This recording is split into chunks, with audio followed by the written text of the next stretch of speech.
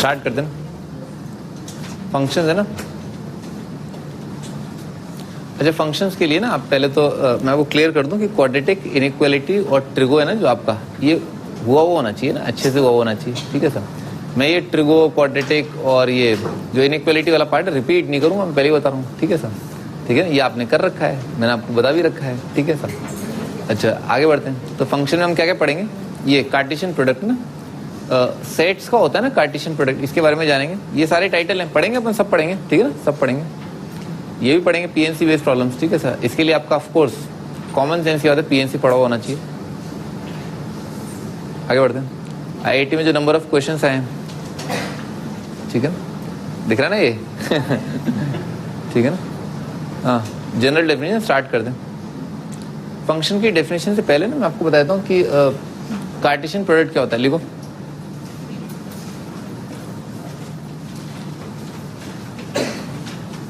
भाई सेट की डेफिनेशन मैं आपको दे ही चुका हूँ। सेट क्या होता है, एक ऑर्डर्ड कलेक्शन होता है, एक प्रकार की चीजों का कलेक्शन, ठीक है, that is called set. Set को कैपिटल लेटर से डिनोट करते हैं, और मैं एक एग्जांपल दे ही देता हूँ आपको। सेट ए जैसे 1 2 3, ठीक है ना, ये सेट है, ठीक है सर। ऑर्डर्ड कलेक्शन होता है सेट। ऑर्डर्ड पेयर लिखते हुए चलो, ठीक है ना, लिखते हुए चलो। ऑर्डर्ड पेयर, ठीक है सर। ऑर्डर्ड पेयर क्या होता है, एक पॉइंट, ठीक है ना, एक पॉइंट होता है, ठीक है, जैसे पॉइंट के कोऑर्डिनेट होते हैं 2,3, बिल्कुल वैसे एक ऑर्डर्ड पेयर है, ठीक है, 2,3 करके। अच्छा, एक ऑर्डर्ड पेयर अगर किसी दूसरे ऑर्डर्ड पेयर के बराबर है, ठीक है सर। ऑर्डर्ड पेयर क्या होता है, एक ऑर्डर्ड कलेक्शन होता है ना। सेट के अंदर क्या कलेक्शन ऑर्डर्ड हो, डजंट मैटर ना, इससे कोई फर्क नहीं पड़ता। 1 2 3 3 2 1 2 1 3 कुछ भी लिख दो, ठीक है, सेम सेट है।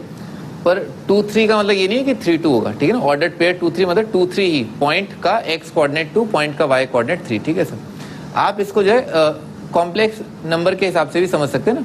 इसको आप ऐसे भी लिख सकते हैं ना, 2 + 3 आयोटा, ठीक है, क्योंकि रियल और इमेजिनरी पार्ट अपन जोड़ते नहीं नंबरों के, ठीक है ना। ये आयोटा पता ही है, ठीक है, थोड़ा बहुत तो √(-1) करके होता है। तो 2 3 और xy अगर बराबर है, अगर ये ऑर्डर पेयर ये ऑर्डर पेयर सेम है, तो x का वैल्यू 2 ही होगा और y का वैल्यू 3 ही होगा ना। ऐसा नहीं हो सकता कि x 3 हो y 2 हो, ठीक है सर।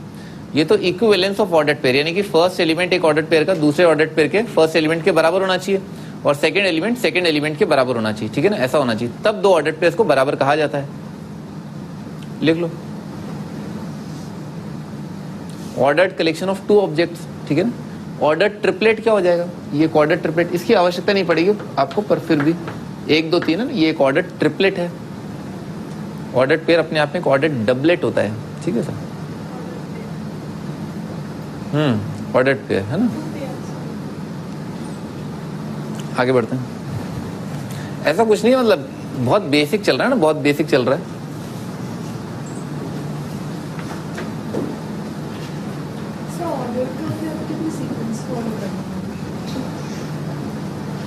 ऑर्डर्ड का मतलब जैसे आप बोल रहे ऑर्डर्ड है, सही। ऑर्डर का मतलब जैसे इंडिया के अंदर ना अगर बात करें तो देयर इज नो ऑर्डर, है ना, ठीक है ना ठीक है ना। जैसे the police system is in order, ठीक है ना। सिस्टम एक ऑर्डर के अंदर है ना, the system is in order, ठीक है सर। यानी कि हायरार्की एक ऑर्डर में, ब्यूरोक्रेसी इज इन ऑर्डर, ठीक है सर। कुछ और आगे बोलने, अब इसको मैथमेटिकली रिलेट करो, ठीक है, ऑर्डर्ड, ठीक है ना। यानी कि एक ही प्रकार की चीजों की आप बात कर रहे हैं ना। जैसे अगर आप ट्रिग्नोमेट्री की बात कर रहे हैं, ठीक है सर, तो साइन कॉस टेन इन्हीं टर्म्स की बात कर रहे हैं। रियल नंबर्स की बात कर रहे हैं, ठीक है सर, तो रियल नंबर्स, ठीक है सर, वगैरह वगैरह वगैरह, ठीक है। तो रियल नंबर्स अपने आप में अगर आप बात करें तो this is an ordered collection of real numbers, है ना। सारी चीजें रियल नंबर्स हैं, सारी चीजें ट्रिग्नोमेट्रिक एक्सप्रेशन है, and so on so fourth, ठीक है। तो ऑर्डर्ड पेयर्स के अंदर, ऑर्डर्ड पेयर का मतलब है ये एलिमेंट जो है एक ऑर्डर में समानांतर चीजें ना। ऑर्डर्ड पेयर को हिंदी में क्या बोलेंगे, समानांतर चीजों का गठन, ठीक है ना, संगठन या सिलेक्शन जो भी होता है। हाँ आगे तो अच्छा, कार्टेशियन प्रोडक्ट भी बताना है। देखो कार्टेशियन प्रोडक्ट है ना, अगला टाइटल है Cartesian product of 2 sets.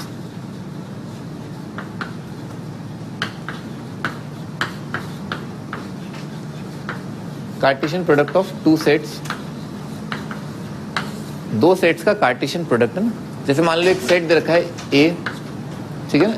A set के अंदर एलिमेंट्स हैं 1 2 3। एक सेट दे रखा है बी, इस सेट में एलिमेंट्स हैं ए और बी करके, ठीक है सब। तो कार्टेशियन प्रोडक्ट है ना, 2 सेट ए और बी का इस तरह से डिफाइंड होता है ना, ए मल्टीप्लाइड बाय बी, ठीक है, 2 सेट्स का मल्टीप्लीकेशन। और ए क्रॉस बी जो है ना, ए क्रॉस बी, इसके अंदर जो एलिमेंट्स आ रहे हैं ना, तो A cross B is defined as collection of ordered pairs है ना, कार्टेशियन प्रोडक्ट कलेक्शन होता है ऑर्डर्ड पेयर्स का, ए बी सच दैट, ये सिंबल है सच दैट का, ठीक है ना, कि ऑर्डर्ड पेयर का पहला एलिमेंट जो है पहले सेट से आए और ऑर्डर्ड पेयर का दूसरा एलिमेंट दूसरे सेट से आए, ठीक है ना। तो ए क्रॉस बी क्या होता है, कार्टेशियन प्रोडक्ट होता है कलेक्शन ऑफ ऑर्डर्ड पेयर्स है ना, और ऑर्डर्ड पेयर्स किस तरह से कि पहला एलिमेंट पहले सेट, दूसरा एलिमेंट दूसरे सेट। जैसे मान लो ये दे रखा है, तो अगर मान लो आपको ए क्रॉस बी निकालना है, ठीक है सर, तो जितने भी आप ऑर्डर्ड पेयर्स बना सकते हैं ना, तो पहला एलिमेंट तो ये, तो कितना आ जाएगा 1A आ जाएगा, ठीक है ना, 1A। अगला क्या आ जाएगा 1B आ जाएगा, ठीक है सर, 1A 1B। फिर क्या हो सकता है 2A 2B और 3A 3B 3A 3B। बहुत ही बड़े ना, बहुत ही बड़े, बहुत ही चालाकी भरा ऑब्जर्वेशन था ये, ठीक है ना। 2A 2B आएगा, ठीक है सर। अभी कार्टेशियन प्रोडक्ट है ना, ये होता है, ठीक है सर। तो ए क्रॉस बी ये आ जाएगा, ठीक है, this is A cross B. अच्छा, ये वैसे ही क्लियरली दिख रहा है कि भाई ए क्रॉस बी जो है और बी क्रॉस ए जो है ना, वो बराबर नहीं आएगा, ठीक है ना, ये दोनों बराबर नहीं। क्यों? क्योंकि बी क्रॉस ए कितना आ जाएगा, बी A1 आएगा, ठीक है ना। तो A1 ऑर्डर्ड पेयर और 1A ऑर्डर्ड पेयर जो बराबर नहीं, मैंने आपको समझाया अभी, ठीक है सर। तो in general Cartesian product A cross B cross A के बराबर नहीं होता। एक और बात, ए क्रॉस बी में कितने एलिमेंट आएंगे, 6 एलिमेंट है ना। जैसे मान लो इसमें 3 है, इसमें 2 है, तो कितने एलिमेंट आ जाएंगे ए क्रॉस बी के अंदर, 6, ठीक है सर। मान लो ए सेट ए के अंदर है ना, नंबर ऑफ एलिमेंट जो है वो है 10। Number of element in B जो है ऐसे लिखा जाता है ना, number of element in set ऐसे लिखा जाता है। एन बी जो है मान लो 5 है, तो फिर number of element in A cross B है ना, वो आ जाएगा 50 एलिमेंट आ जाएंगे, ठीक है, इस तरह से होगा।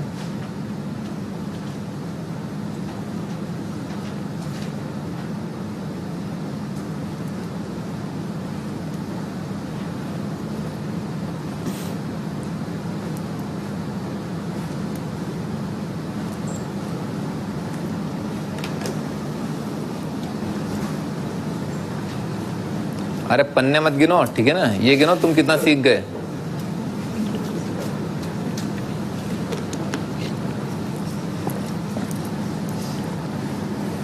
आज पता नहीं मुझे इतने सारे लोग हंसते हुए अच्छे नहीं लग रहे हैं,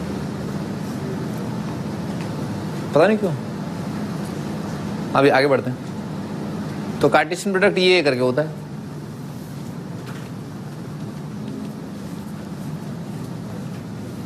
आगे बढ़ते हैं। अब हम जो है फंक्शन की जो ऑफिशियल डेफिनेशन है, ठीक है ना, उसके लिए आप लोग रेडी हैं, ठीक है, यू आर नाउ रेडी। तो फंक्शन पढ़ लो भाई, ये सब क्या लिखा है, ठीक है। दिख नहीं रहा तो चश्मा लगा लेना है ना, तुम्हारी बुक में भी लिखा हुआ है।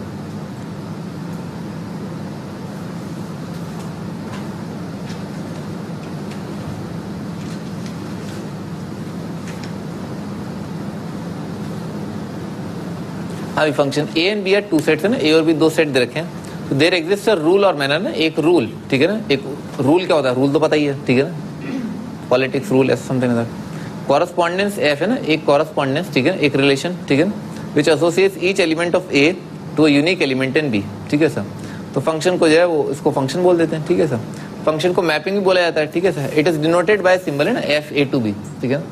इसका मीनिंग क्या है ना, इसका मीनिंग ये है कि फंक्शन एफ जो है वो एक मैपिंग है जो सेट ए के एलिमेंट्स को सेट बी के साथ रिलेट कर रहा है।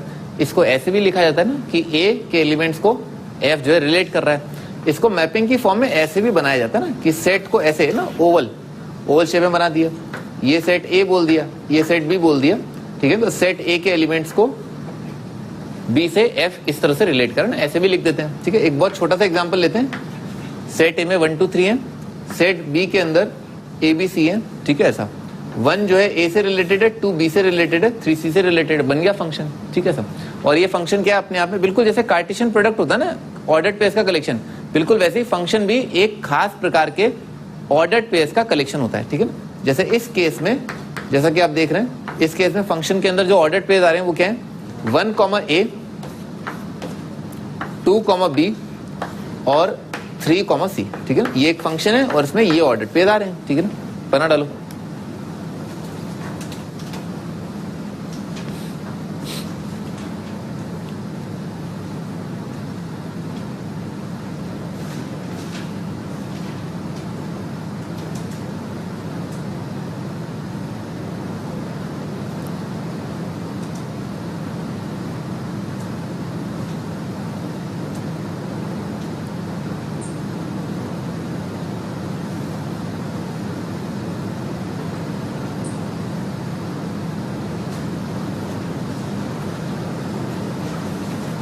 आगे बढ़ते हैं।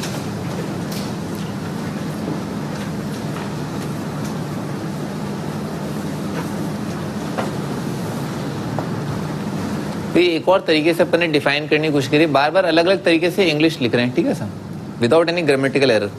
If an element a belongs to A is associated with element b belongs to B, then the f image of a, ना एफ इमेज फंक्शनल इमेज है ना, इसको क्या बोलते हैं, फंक्शनल इमेज ऑफ ए। ए का जो फंक्शनल इमेज है वो क्या है 1, बी का जो फंक्शनल इमेज है वो 2, सी का जो फंक्शनल इमेज है 3, ठीक है सर। इसको ऐसे ही बोला जाता है ना कि अगर आपने एफ के अंदर इनपुट के रूप में ए दिया तो आउटपुट जो है 1 आ रहा है। ये बिल्कुल वैसा ही है जैसे अपन ने कई बार क्वाड्रेटिक के अंदर पढ़ा है, ठीक है, जैसे F of X equal to लिखा हुआ है एक्स स्क्वायर प्लस 2x लिखा है, ठीक है, ये अपने आप में क्वाड्रेटिक फंक्शन, ठीक है। तो आपने अगर x की जगह 1 इनपुट के रूप में दिया तो आउटपुट के रूप में क्या आ जाएगा 3 आ जाएगा, x की जगह 2 दिया तो आउटपुट के रूप में 8 आ जाएगा, 3 दिया तो ऐसे करके ना so on so fourth, infinite अलग अलग इनपुट दे सकते हैं तो उसके कॉरस्पॉन्डिंग अलग अलग इनफाइनाइट जो आउटपुट आ जाएंगे। तो ये चीज फंक्शन होता है। इसका मतलब ये फंक्शनल इमेज का मतलब क्या है, ए का इमेज क्या है 1, इसका इमेज ये, ठीक है। ऐसे मान लो कि ये वाली चीज है एक मिरर की तरह, तो इसका इमेज ये दिखाई देगा, ठीक है सर।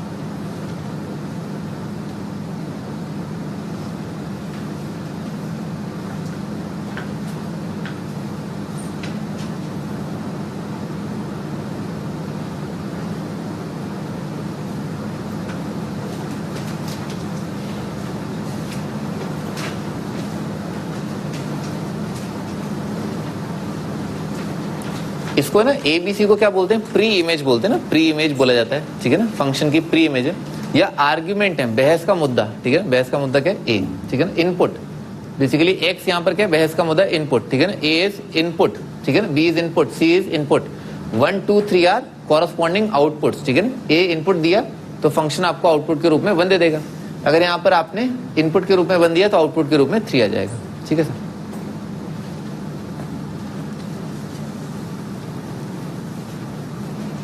आगे बढ़ते हैं भाई, फंक्शन अब हम जो है स्ट्रिक्ट डेफिनेशन की बात करते हैं। डेफिनेशन क्या है, relation are from set A to B is called function, ठीक है ना।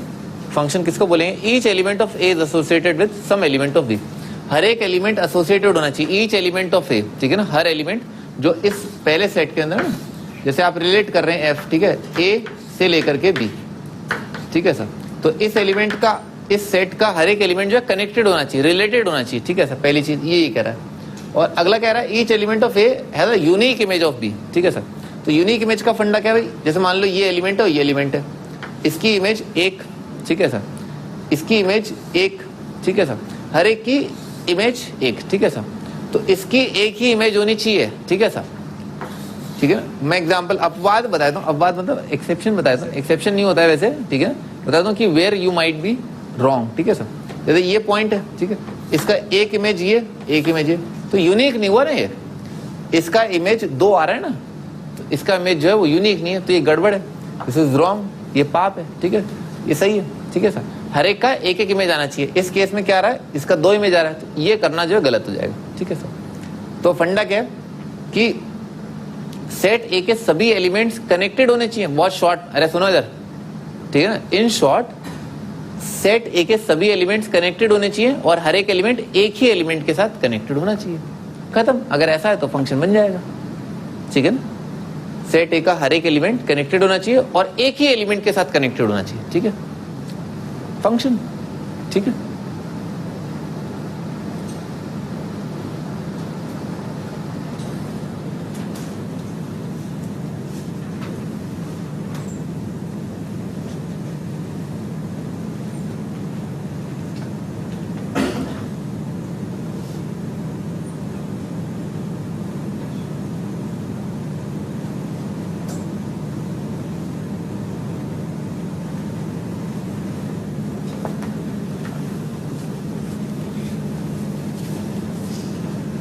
हाँ जी, आगे एक और डेफिनेशन। अब जैसे डेफिनेशन देने को तो खूब सारी दो, पर गीता का सार मैं आपको बता चुका हूँ ना, क्या सेट ए का हर एक एलिमेंट कनेक्टेड होना चाहिए और हर एक एलिमेंट एक ही एलिमेंट के साथ कनेक्टेड होना चाहिए ना, इस तरीके से बोल सकते हैं भाई। पहला कंडीशन क्या है, ए से बी जो आप रूल जो मैप कर रहे हैं ना, एलिमेंट्स मैप कर रहे हैं, वो फंक्शन कब आएगा, जब एफ के अंदर आने वाले सभी एलिमेंट जो है आपको, एफ के अंदर आने वाले सभी ऑर्डर्ड पेयर्स जो हैं वो आपको ए क्रॉस बी के सेट में मिल जाएंगे, ए क्रॉस बी वाले सेट में मिल जाएंगे।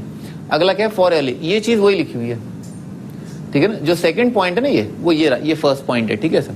ये क्या कह रहा है, फॉर ऑल ए, हर एक उस ए के लिए जो सेट ए में लाई कर रहा है, ठीक है ना, ए एफ ए आपको मिल जाना चाहिए फंक्शन के अंदर, यानी कि पहला एलिमेंट हर बार कनेक्टेड होना चाहिए, each element of set A should be related, है ना ऐसा।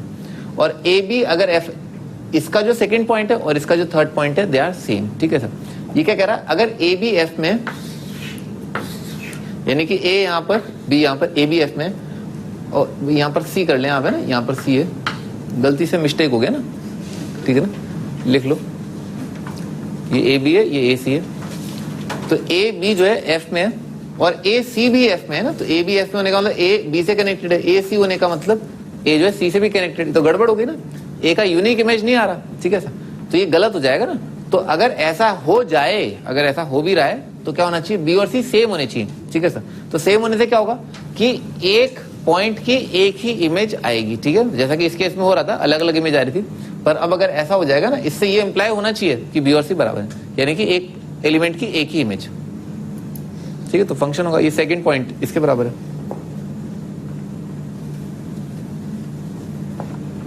आगे अब हम बात करते हैं डोमेन, है ना, डोमेन क्या होता है, कोड डोमेन क्या होता है, रेंज क्या होता है ना एक फंक्शन का, ठीक है। तो भाई लिख लो सीधा सीधा ना, जैसे मान लो ये सेट ए दे रखा है, ये सेट बी दे रखा है, ये सेट ए, ये सेट बी, तो जो पहला सेट है ना, फंक्शन जिस सेट के एलिमेंट्स को इनपुट के रूप में लेता है उस सेट को क्या बोलते हैं, डोमेन, ठीक है ना। तो सेट ए के सभी एलिमेंट्स जो है डोमेन होते हैं, ठीक। कहीं पर मार्केट में ऐसा लिखो ना एफ ए टू बी, तो ये चीज चिल्ला चिल्लाई कह रही है कि सेट ए जो है वो आपका डोमेन है, ठीक है, सेट बी जो है आपका को डोमेन है, ठीक है सर। और जो जो एलिमेंट्स आप रिलेट कर पाए ना सेट बी के एलिमेंट्स के साथ, है ना, वो सब क्या आ जाएंगे, रेंज में आ जाएंगे, ठीक है सर। मैं आपको एक एग्जांपल देता हूं, फॉर एग्जांपल जैसे सेट ए में एलिमेंट था 1 2 3 4, ठीक है सर, ये यहाँ पर है ए बी सी डी और यहाँ पर एक एलिमेंट ई और है, ठीक है सर। पहले तो बताओ ये वाली चीज फंक्शन है या नहीं है, ये वाली चीज जो है फंक्शन है, ठीक है ना भाई। आप तो बस बेसिक रूल से जाए ना, बी लॉजिकल, ठीक है ना, don't be emotional, be logical, ठीक है सर। तो पहली चीज जो आपको चेक करनी हो क्या, सेट ए के सभी एलिमेंट्स जो है वो कनेक्टेड हैं, कनेक्टेड, चार हैं, चारों कनेक्टेड है, चारों का कनेक्शन है। अच्छा, अगली चीज क्या है कि क्या कोई ऐसा एलिमेंट है सेट ए में जिसके दो प्री इमेज बन रहे, नहीं बन रहे, खत्म बात, तो सही है फंक्शन है।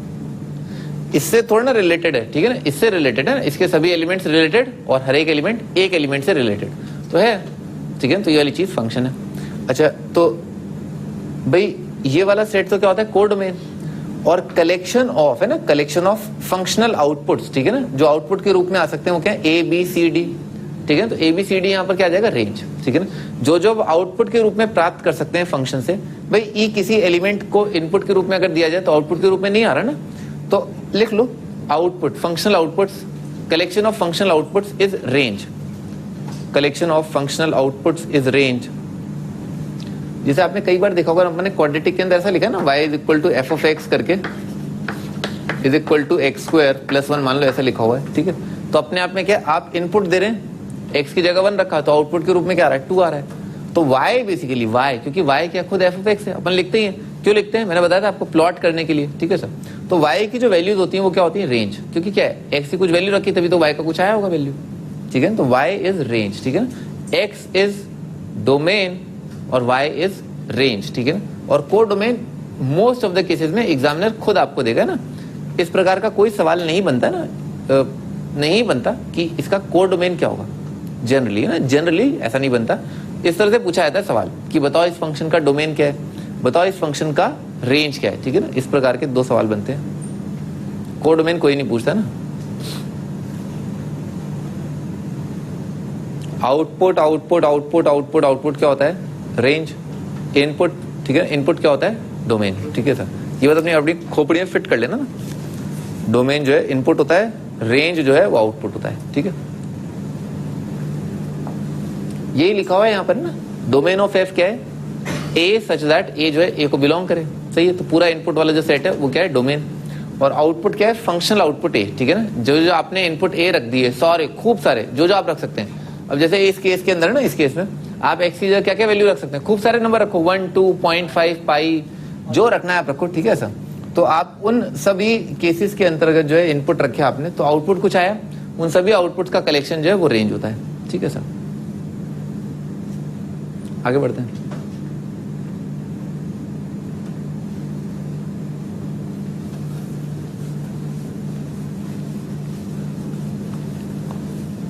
अभी next, it should be noted that range clearly दिख रहा है। अभी जो मैंने एग्जांपल बताया था उसके अंदर क्या है, एबीसीडी जो है वो क्या है, एबीसीडी ई क्या है, कोडोमेन, और एबीसीडी क्या था, रेंज।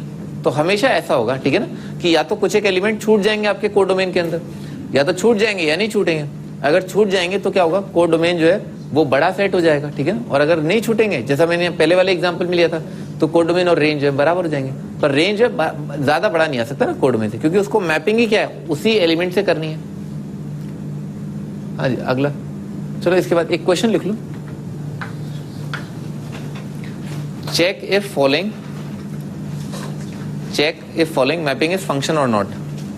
आपको चेक करना है ये मैपिंग फंक्शन है या नहीं है।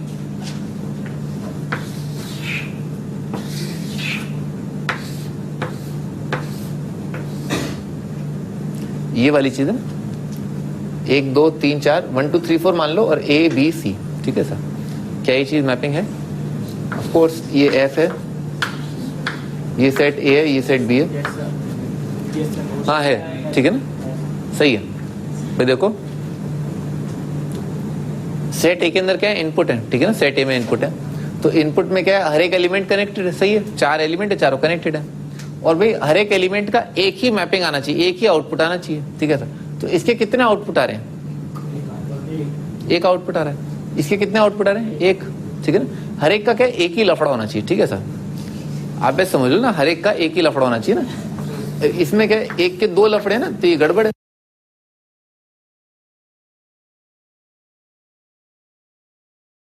ठीक है, ये अलाउड नहीं है, ठीक है सर, इंडिया में तो नहीं है।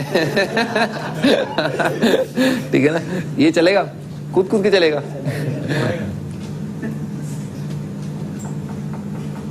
आगे बढ़ते हैं।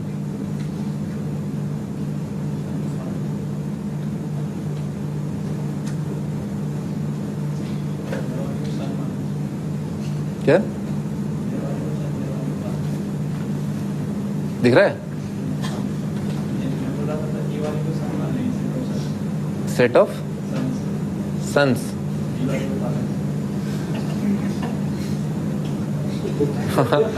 मैं तो हस्बैंड वाइफ मान रहा था।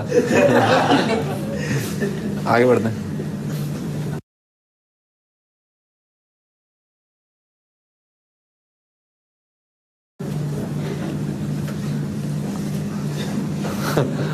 जहां ना पहुंचे रवि है ना, वहां पहुंचे कवि। आपने सुना होगा, आपकी इमेजिनेशन आपको कहाँ ले जा सकती है ना, वहां जहां रोशनी भी ना हो, ठीक है ना, अंधेरे में। हाँ भाई, if only the rule of function is given then the domain of function, ठीक है ना, is the set of all real numbers where function is defined. ये बहुत बेसिक डेफिनेशन है, बहुत सिंपल सी डेफिनेशन है। बार बार आपके अंदर से ना, अंतरात्मा की आवाज से ये आना चाहिए कि कौन से ऐसे रियल नंबर है जहां पर ये चीज डिफाइंड होगी, ठीक है सर। फॉर एग्जाम्पल जैसे रूट एक्स है, ठीक है ना, रूट जो है किसी भी नंबर का रूट जो है वो कब डिफाइंड होगा, जब वो नंबर क्या है, नॉन नेगेटिव हो, एक्स जो है ग्रेटर देन इक्वल टू 0 होगा, ठीक है। तो बहुत सिंपल फंक्शन रखे मैंने यहाँ पर, है ना। जैसे रूट एक्स है तो वो कहाँ पर डिफाइंड होगा, जब एक्स नॉन नेगेटिव है, ठीक है ना। हर एक नंबर जो 0 से लेकर के इन्फिनिटी है वो क्या है, इस फंक्शन का डोमेन, ठीक है। कैसे लिखते हैं डोमेन को, इस फंक्शन का डोमेन क्या है, डीएफ, और domain of function belongs to 0 to infinity, 0 पर क्लोज आ जाएगा, ठीक है ना, अंडर रूट ऑफ 0 0। तो ये रूट एक्स का डोमेन, ठीक है, 1/x का, ठीक है ना। हर एक रियल नंबर ना, हर एक रियल नंबर हो जाएगा एक्सेप्ट 0, ये इस फंक्शन का डोमेन। केवल 0 का रेसिप्रोकल डिफाइंड नहीं होता, ठीक है ना, बाकी हर एक नंबर का रेसिप्रोकल डिफाइंड होता है। आप कोई भी नंबर ले, ठीक है ना, ऐसा उसे 1/x - 1 r-1 आ जाएगा ना, बहुत ही बढ़िया ना, बहुत ही बढ़िया। हाँ भाई, इसमें तो 1/x है ना, 1/x तो दोनों होने चाहिए डिफाइंड, है ना। एक तो क्या है, पहली चीज क्या है, x 0 नहीं होना चाहिए, साथ के साथ क्या है, x जो है ग्रेटर देन इक्वल टू 0 होना चाहिए।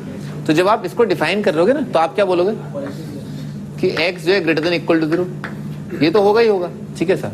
पर 0 पर क्या ये डिफाइंड नहीं है, तो गड़बड़ जाएगा ना, नॉट डिफाइंड प्लस, तो आपका आंसर जो आ जाएगा 0 पर ओपन से लेकर के इन्फिनिटी।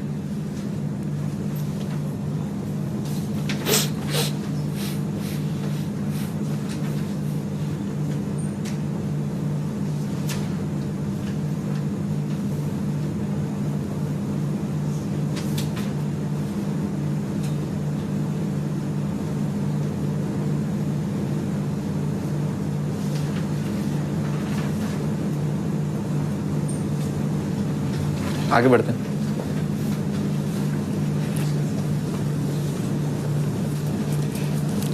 ये तो कुछ एक कॉमन चीज है ना कि भाई 1 अपॉन कोई नंबर दे रखा है तो वो डिनोमिनेटर वाला नंबर 0 नहीं होना चाहिए। अंडर रूट जो है 0 और उसके आगे वाले नंबर्स का ही डिफाइंड होता है। साथ के साथ हमने कई और भी सिचुएशंस देखी हैं जहां पर नंबर डिफाइंड नहीं होता। जैसे फैक्टोरियल में आपने देखा है कि 1/2 का फैक्टोरियल डिफाइंड नहीं है, ठीक है सर। और हमने लॉग देखा है, ठीक है ना। लॉग नेगेटिव नंबर का डिफाइंड नहीं है। लॉग के बेस में नेगेटिव नहीं आना चाहिए, लॉग का बेस जो है 1 नहीं होना चाहिए, ठीक है। तो ये कुछ एक और चीजें जहां पर डोमेन की बात कर सकते हैं ना कि ये वाली चीज कब डिफाइंड है, ठीक है। तो इन्हीं चीजों पर जो है हम आगे बढ़ेंगे। बहुत अभी बेसिक अगर देखा जाए ना तो मैं लिखवा देता हूँ आपको। देखो अंडर रूट ऑफ नेगेटिव, ठीक है ना, दिस इज नॉट डिफाइंड, ठीक है। अभी फिलहाल के लिए ना 0/0 ये वाली चीज क्या है, ये भी नॉट डिफाइंड, ठीक है सर। और 1/0 ना ये भी नॉट डिफाइंड। आगे हम और भी चीजें देखेंगे, पर अभी फिलहाल इस लेवल पर जो है आप ये तो देख ही सकते हैं कि अंडर रूट नेगेटिव डिफाइंड नहीं होता, 0/0 डिफाइंड नहीं है। तो ऐसी सिचुएशन नहीं आनी चाहिए, है ना। किसी भी फंक्शन के अंदर जैसे 1/x है उसमें ऐसा नहीं बनना चाहिए, ठीक है ना। केवल 1/0 नहीं, फाइनाइट नंबर अपॉन 0 भी नहीं बनना चाहिए ना। बेसिकली ये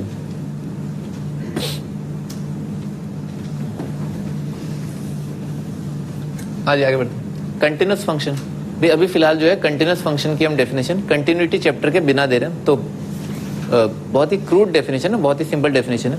अगर एक फंक्शन का ग्राफ जो है आप बिना पेन उठाए बना सकते हैं ना, तो उस फंक्शन को कंटिन्यूस कहते हैं। बहुत ही सिंपल सही डेफिनेशन है। Function is continuous. Example sine cos. बचपन में आपको मैं साइन और कॉस के ग्राफ तो बनाई है, ठीक है सर। तो साइन कॉस का ग्राफ है ना ऐसे, ठीक है, ऐसे करके बन जाएगा। अब ये मत कहना कि ये पेन उठा करके दोबारा लगाया ना, ऐसे नहीं, ठीक है सर। यहाँ से जो है आप माइनस इन्फिनिटी से इन्फिनिटी तक आपने, ऑफ कोर्स आप माइनस इन्फिनिटी पे भी नहीं आ सकते, इन्फिनिटी पर भी नहीं आ सकते, ठीक है सर। आपको इमेजिन ही करना पड़ेगा कि हाँ एक पॉइंट पर आपने स्टार्ट किया होगा और बिना पेन उठाए जो है आपने पूरा ग्राफ बना दिया होगा, ठीक है। तो ये फंक्शन जो है कंटिन्यूस हो जाएगा। सेम गोज फॉर कॉस, है ना। कॉस का ग्राफ भी आप बिना पेन उठाए जो है पूरा एक साथ ड्रॉ कर सकते हैं, ठीक है। तो दिस फंक्शन इज कंटिन्यूस, है ना। तो साइन और कॉस कंटिन्यूस फंक्शन होते हैं।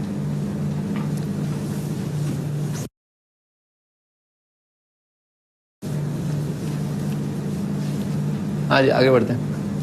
cos x, x भी line y is equal to x की अपने देखिए इक्वेशन ना, एफ एक्स को जनरली y लिखते हैं और y is equal to x के ओरिजिन से पास होने वाली लाइन जिसका स्लोप बने। तो ये लाइन भी जो आपने बिना पेन उठाए ड्रॉ कर दिया, कंप्लीट कट, ठीक है सर। तो ये भी कंटिन्यूस।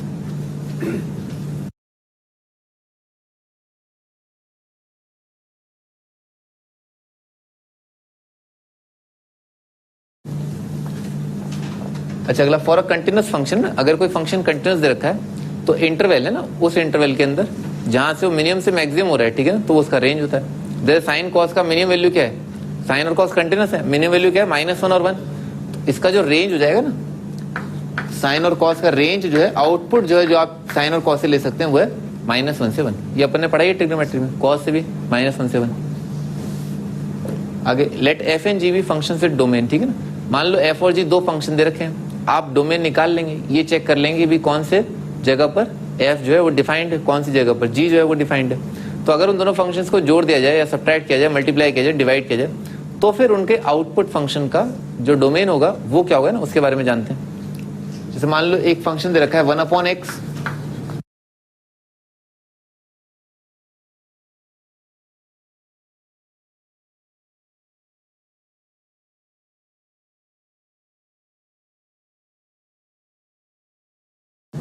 और दूसरा फंक्शन दे रखा है 1/x-1, ठीक है सर। ये f है और ये g है।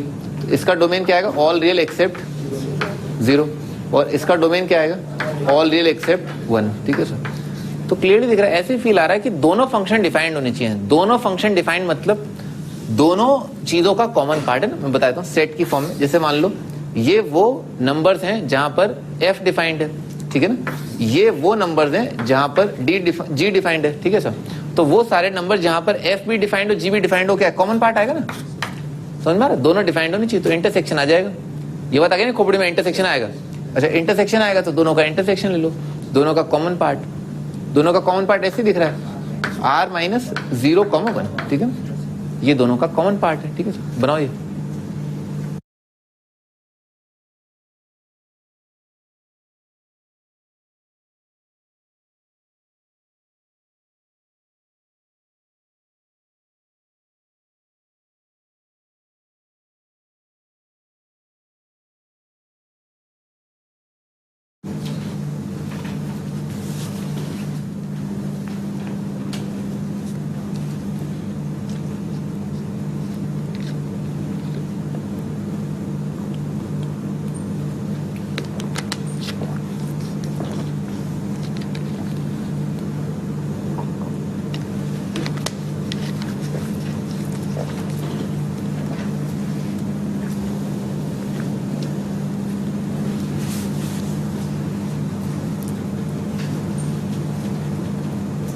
कोई डाउट हो तो पूछ लेना, है ना।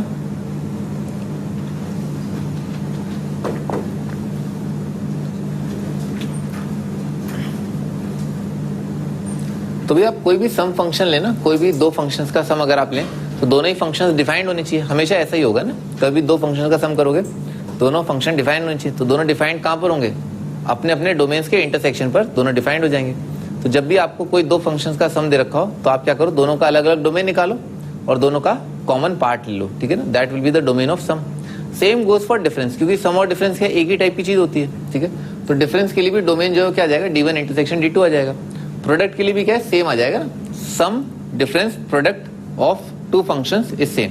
अच्छा, इस बात को जनरलाइज भी कर सकते हैं, ठीक है ना। जैसे मान लो f दे रखा है, g दे रखा है, h दे रखा है ना, इसका आपने क्या किया, f plus g plus h कर दिया, ये कर दिया। तो इस फंक्शन का जो डोमेन होगा वो होगा df intersection dg intersection dh, ठीक है ना। तीनों का इंटरसेक्शन, अगर 4 फंक्शन 10 फंक्शन रखे हैं तो 10 का डोमेन का कॉमन पार्ट, ठीक है, ऐसा आ जाएगा, ठीक है ना। ऐसा होगा, इसको जनरलाइज कर सकते हैं, मल्टीप्लिकेशन के लिए भी जनरलाइज कर सकते हैं, डिफरेंस के लिए भी। अच्छा, आखिरी वाला डिवीजन। अच्छा, डिवीजन वाले के लिए जैसे मान लो ये लिखा हुआ है ना, y is equal to f of x, एक फंक्शन है और ये दे रखा है x, ठीक है सर। तो इस फंक्शन का डोमेन क्या है, r, ठीक है ना। ये फील करना बहुत इंपॉर्टेंट है, ठीक है ना, कि ये वाला फंक्शन जो है इसका डोमेन r है। आप इसमें x की जगह कुछ भी रखेंगे ना, कुछ भी रखेंगे, आउटपुट रियल आ रहा है, क्योंकि आप इनपुट ही रियल देंगे। भाई इनपुट और आउटपुट रियल है, रियल नंबर खत्म, ठीक है सर। अच्छा, ये भी चीज है ना, बहुत अच्छे से क्लियर कर लो, x square plus x plus 1।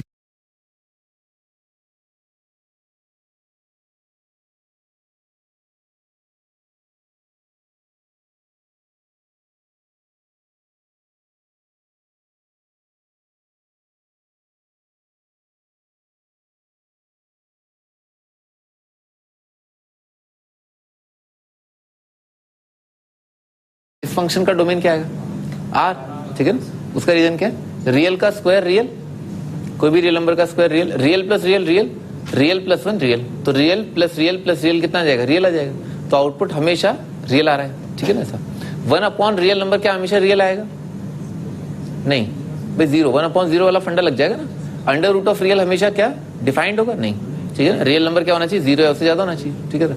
हर एक रियल नंबर का लॉग डिफाइंड है, नहीं, रियल नंबर पॉजिटिव होना चाहिए। तो इस तरह से रेस्ट्रिक्शन लगाते जाते हैं अपन। तो यहाँ पर जो है, जैसे मान लो ये एक फंक्शन दे रखा है, इसका डोमेन क्या है, आर है। एक और फंक्शन ले लिया, y is equal to g of x, ठीक है सर। ये चीज दे रखा है x माइनस 1, इसका डोमेन क्या आएगा, x माइनस 1 का आर आ जाएगा। फिर रियल माइनस 1 क्या आएगा, हमेशा रियल आएगा। x की जगह आपने मान लो 1 रखा तो आउटपुट क्या है, 0। तो आप बस यही सोचो कि x की जगह आप क्या क्या रख सकते हो कि आउटपुट जो है रियल है, ठीक है ना। तो आप 1 रख सकते हो, उसमें कोई दिक्कत नहीं है, क्योंकि 1 के लिए आउटपुट क्या आ रहा है, 0, और 0 क्या होता है, रियल होता है। तो इसका जो डोमेन है दैट इज ऑल रियल, ठीक है ना, इसका डोमेन ऑल रियल है। अच्छा, मान लो दोनों को डिवाइड किया, f बाई जी कितना बनेगा, x अपॉन x माइनस 1। अब ये कब कब डिफाइंड है, हर एक रियल पर, बस x क्या है, 1 नहीं होना चाहिए। तो इसका डोमेन क्या है, ऑल रियल एक्सेप्ट 1। तो बेसिकली होता क्या है कि जब आपने न्यूमरेटर में एक फंक्शन, डिनोमिनेटर में एक फंक्शन दे रखा है, तो दोनों फंक्शन डिफाइंड हो जाए। पहली चीज तो ये, जो भी तस्वीर आप देख रहे हैं, ठीक है ना, फंक्शन के रूप में, वो सारी चीजें डिफाइंड होनी चाहिए, ठीक है सर। ये भी डिफाइंड होना चाहिए, ये भी डिफाइंड होना चाहिए। अच्छा, अलावा उसके डिनोमिनेटर वाला पार्ट 0 नहीं होना चाहिए, ठीक है सर। तो आपका डोमेन जो है ना f और g का, वो क्या आ जाएगा, भाई इसमें से 1 हटा दो ना, तो ये क्या लिखा है, r, इसका डोमेन इंटरसेक्शन, इसका डोमेन, दोनों का इंटरसेक्शन, माइनस वो जगह जहां पर डिनोमिनेटर 0 हो रहा है, ठीक है ना। d1 इंटरसेक्शन d2 दोनों डिफाइंड होने चाहिए, साथ के साथ वो हटा दो जब जब डिनोमिनेटर 0 हो रहा है, ठीक है ना। यहाँ पर जो है ना, ये इक्वल टू 0 आ जाएगा ना, इसको करेक्ट कर लो, ये नॉट इक्वल टू नहीं आएगा, इक्वल टू आएगा, क्योंकि सब्ट्रैक्ट कर रहे हैं ना। All x such that g of x is equal to 0।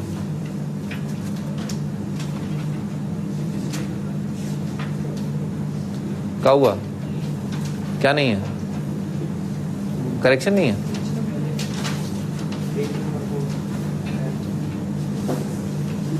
आंखें नहीं, ऐसा लग रहा है, पेज उल्टा लगा हुआ है, तो तुम थोड़े उल्टे हो जाओ, है?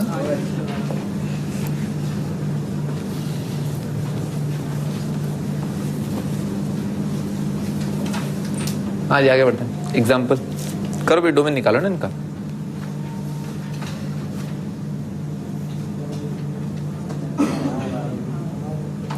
भाई इसका डोमेन क्या है आर, इसका डोमेन आर, तो plus minus R intersection R, R ये सब आर आ जाएगा, यहां तक क्या है आर आ जाएगा ना, ठीक है आर। एफ अपॉन जी लिख लेते हैं ना, x cube plus 2x square divided by 3x square minus 1, ठीक है सर। तो इसका डोमेन आर, इसका डोमेन आर, ठीक है ना, बस डिनोमिनेटर जीरो का बोला है वो हटा देते हैं, तो आपका आंसर आ जाएगा आर इंटरसेक्शन आर एक्सेप्ट, ठीक है ना, ये वाली चीज जीरो कब आ रही है 1/√3 प्लस माइनस 1/√3 ना, दो जगह जीरो हो रहा है, ठीक है, प्लस माइनस 1/√3। तो आपका आंसर जो है वो क्या, all real except plus minus 1/√3, ठीक है ना। क्या बोला? लास्ट वाले पार्ट का आंसर है। हाँ हाँ आर।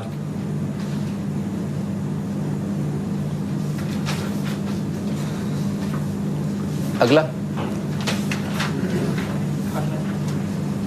तो पहला एफ प्लस माइनस ये कितना जाएगा आर एक्सेप्ट 0 1, ठीक है ना, आर एक्सेप्ट 0 1 हो जाएगा इन तीनों का, ठीक है ना, आर एक्सेप्ट 0 और 1, ठीक है ना, सभी डिफाइंड होने चाहिए।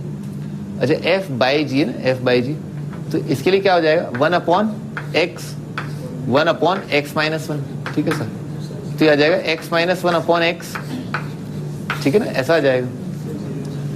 तो इसका आ जाएगा ऑल रियल एक्सेप्ट 0 और 1। तो मान लो आपने 1 डाल दिया इसके अंदर, ठीक है ना, आप भी क्या कर रहे हैं, आप इसको ऐसे नहीं लिख सकते ना, ये वाली चीज इसके बराबर कब आती है, ठीक है ना, आप इसको जो है उल्टा टांग देते ना ये, तो इसका मतलब क्या होता है, आप न्यूमरेटर डिनोमिनेटर को डिवाइड कर रहे होते हैं या मल्टीप्लाई कर रहे होते हैं, ठीक है सर। अरे भाई मान लो आपने x की जगह 1 रख दिया, तो ये कैसा दिखाई देगा, ये ऐसा दिखाई देगा 1/1 डिवाइडेड बाय 1/0। आप कह रहे हैं ये वाली चीज जो क्या है 0 है? कुछ लग रहा है मीनिंगफुल, लग रहा है आपको, लग रहा है सही है, गलत है नहीं है भाई, समथिंग 1 नॉट डिफाइंड आप बोल रहे हो 0 है, ठीक है ना, समझ में आ रहा, 1 नॉट डिफाइंड 0, तो ये गलत हो जाएगा ना।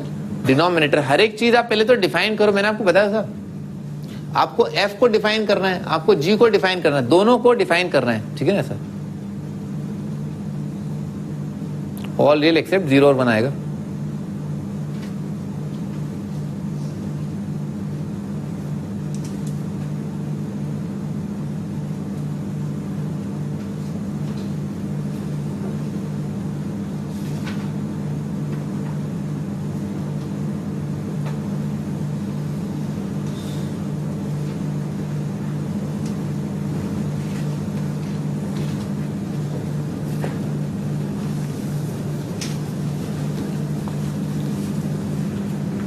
हाँ जाएगी अगला क्वेश्चन,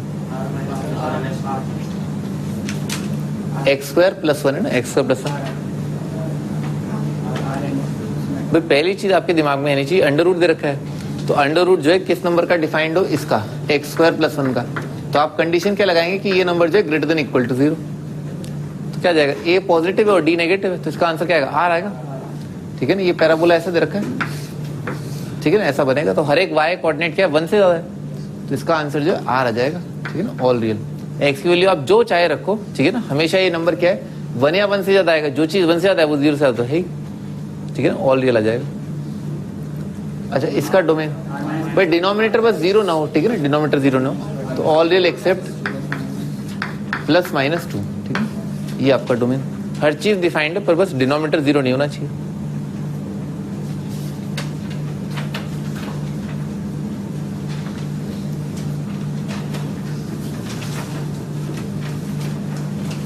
टाइप्स ऑफ फंक्शन भी अलग अलग टाइप के फंक्शन है, जैसे ट्रिग्नोमेट्रिक फंक्शन, ठीक है ना, वो मैंने आपको पढ़ा ही दिया, ठीक है, फिर भी हम थोड़ा एक बार दोबारा देखेंगे, ठीक है ना, ट्रिग्नोमेट्रिक फंक्शन, फिर उसके बाद क्वाड्रेटिक वाली चीज, ठीक है ना, क्वाड्रेटिक फंक्शन, और भी कई थोड़ा बहुत लॉग के बारे में आपको आइडिया है, इनइक्वालिटीज, ठीक है ना, इनइक्वालिटी में अपन ने एक्सपोनेंशियल से रिलेटेड इनइक्वालिटी और लॉग इनइक्वालिटी देखा था। स्टार्ट करते हैं trigonometric function. Graph of trigonometric function बता दिए, ठीक है ना, साइन कॉस टेन कॉट के ग्राफ ये होते हैं, उनका रेंज जो होता है ना ये भी बता दिया, ठीक है sir. Range of sine 2x है ना, यही बता दिया, ठीक है ना, -1 से 1 आएगा। साइन x स्क्वायर इसका रेंज क्या आएगा, -1 से 1। साइन रूट x इसका रेंज -1 से 1। कॉस स्क्वायर x 0 से लेकर के 1।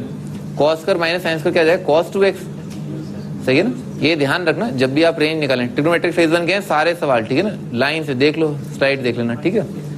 Cos square minus sine square क्या होगा, cos 2x आएगा, cos 2x क्या आ जाएगा, -1/2। मैंने आपको बोला ही था हमेशा आप जब भी रेंज निकालें तो एक जगह रख करके जो है ना निकालें, ज्यादा से ज्यादा आप सिंप्लीफाई करें ना, उसके बाद जो चीज आए, ठीक है ना, उसको जो है आप उसका रेंज सोचें, ठीक है ना। तो cos 2x लिखा है, उसका रेंज आ जाएगा -1/7। अच्छा, इसको सिंप्लीफाई कर लेते हैं, तो क्या लिखा है, a² माइनस b² लिखा है, तो इसको लिखा cos x/2 का स्क्वायर माइनस साइन x/2 का स्क्वायर, ठीक है ना, मल्टीप्लाइड बाय क्या है, इसका +1 आ जाएगा, ठीक है। ये cos square minus sine square आ जाएगा cos 2 थीटा, ये आ जाएगा cos x। तो सिंपली ये चीज बन रही है cos x का रेंज -1/7, ठीक है ना, तो इसका भी रेंज आ जाएगा -1/7।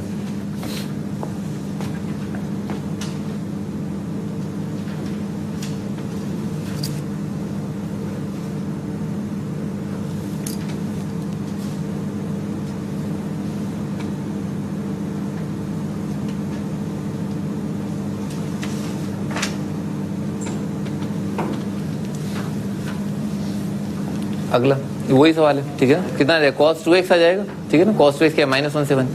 sin x+2, बिल्कुल वही सवाल चल रहे हैं, ठीक है ना सर।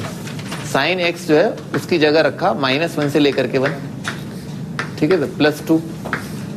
sin x के बाहर जो आ सकता है वो ये है, ठीक है सर, तो अपन ने वो रख दिया, ठीक है ना। -1 + 2 आ जाएगा 1, और 1 + 2 आ जाएगा 3, ठीक है सर। इसका अपन स्क्वायर कर रहे हैं, ठीक है ना, +1, तो 1 का स्क्वायर आ जाएगा 1, 3 का स्क्वायर आ जाएगा 9 +1, तो इसका आउटपुट आ जाएगा 2 से 10, ठीक है ना। ऐसे करके आप बार बार यही सोचें कि एक जगह पर आपने इनपुट रखा, फिर उसके साथ ऐड किया तो ये, उसका स्क्वायर किया तो ये, फिर उसमें दोबारा ऐड किया तो ये, ठीक है सर।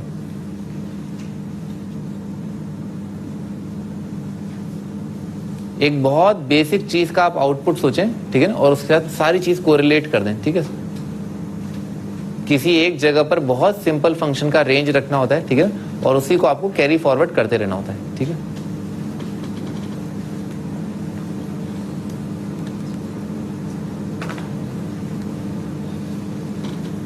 आगे बढ़ते हैं। अरे गलत है,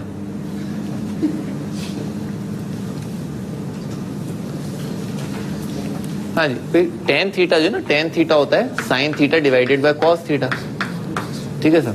तो आप क्या करें, आप अब देखो वो काटा पीटी वाली बात बता रहे थे ना आपको, तो आप क्या कर रहे हैं, न्यूमरेटर डिनोमिनेटर को cos से डिवाइड कर रहे हैं, तो क्या बन जाएगा 4 × sin, और आपको ये मेंशन करना पड़ेगा कि भाई cos जो है वो 0 नहीं है। अच्छा, sin square plus cos square जो कितना होता है, 1 होता है। अच्छा, cos का वैल्यू अगर 0 होगा तो sin स्क्वायर जो है वो 1 आ जाएगा, तो इससे sin का वैल्यू आ जाएगा +-1, क्योंकि cos का वैल्यू 0 नहीं होना चाहिए तो sin स्क्वायर का वैल्यू 1 नहीं होना चाहिए, तो sin स्क्वायर का वैल्यू +-1 नहीं होना चाहिए। अगर sin स्क्वायर का वैल्यू +-1 नहीं होना चाहिए तो आपको sin के बाहर ओपन इंटरवल मिलेगा, क्लोज इंटरवल नहीं मिलेगा, ठीक है, ऐसा होगा। यही सवाल पहले करा दिया है, ठीक है। हाँ, कितना आ जाएगा, -4 से 4 है। हाँ मेरे लाल, 0 कहाँ उड़ा दिया, 0 क्यों नहीं आएगा, तो आपका आउटपुट ओपन आएगा, क्लोज इंटरवल नहीं आएगा, ठीक है। कोई बात ही नहीं। हाँ बोलो। cos x 0 जो है ना वो डिफाइंड नहीं है ना, cos x अगर 0 हो गया मान लो तो कितना बन जाएगा, ये बन जाएगा 0/0 × 1 बन जाएगा ना, बात खत्म हो गई। अब आप सोचो कि cos अगर 0 नहीं हो सकता, ठीक है ना, आप लिखोगे ना भाई y = मान लो लिखा हुआ है x/x, ठीक है सर, तो आप इसको 1 कब लिखते हो, है? आपको मेंशन करना पड़ेगा यहाँ पर कि ये चीज में 1, ये सोच के लिख रहे हैं कि भाई x जो है वो 0 नहीं, ठीक है ना। आप बेसिकली क्या कर रहे हैं, न्यूमरेटर डिनोमिनेटर को x से डिवाइड कर रहे हैं, तो आप जिस चीज से आप डिवाइड कर रहे होते हैं आपको बोलना पड़ेगा कि वो चीज 0 नहीं है, ठीक है सर।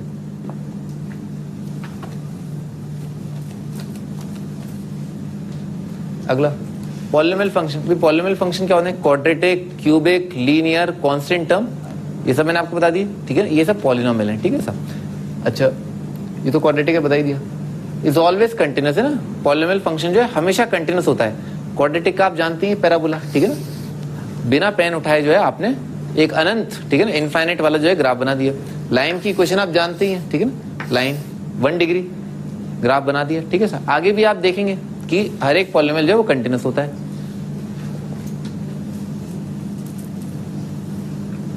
बहुत फंडामेंटली अगर अपन सोचे ना तो पॉलिनोमियल फंक्शन मान लो f(x) लिखा हुआ है, ठीक है सर, तो ये लिखा है an एक्स की power n, a n minus one x की power n minus one plus a n minus two x की पावर n माइनस टू से लेकर के ए वन एक्स की power one plus a zero.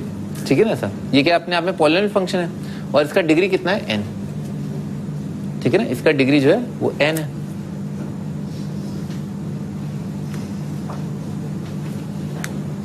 ये आपको mention करना पड़ेगा कि इसका डिग्री n कब है। ये डिग्री n तभी है जब लीडिंग कोफिशिएंट an जो है वो जीरो नहीं है। जो सबसे बड़ा x का पावर होता है उसका जो कोफिशिएंट होता है उसे लीडिंग कोफिशिएंट बोलते हैं, और जो एब्सोल्यूट टर्म होता है यानी कि जिसमें x न हो, ठीक है ना, वो एब्सोल्यूट टर्म। हर एक पॉलिनोमियल कंटीन्यूअस होता है, ये बहुत इंपॉर्टेंट है। Every polynomial is continuous.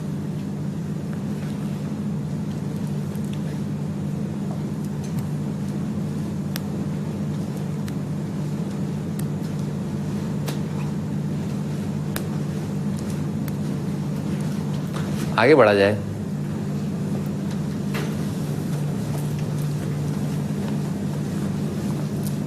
हाँ जी, पॉलिनोमियल ऑफ डिग्री वन, जैसा कि मैंने आपको बताया 1 डिग्री मतलब लीनियर बोलते हैं उसको। ठीक है, ऑफ कोर्स ए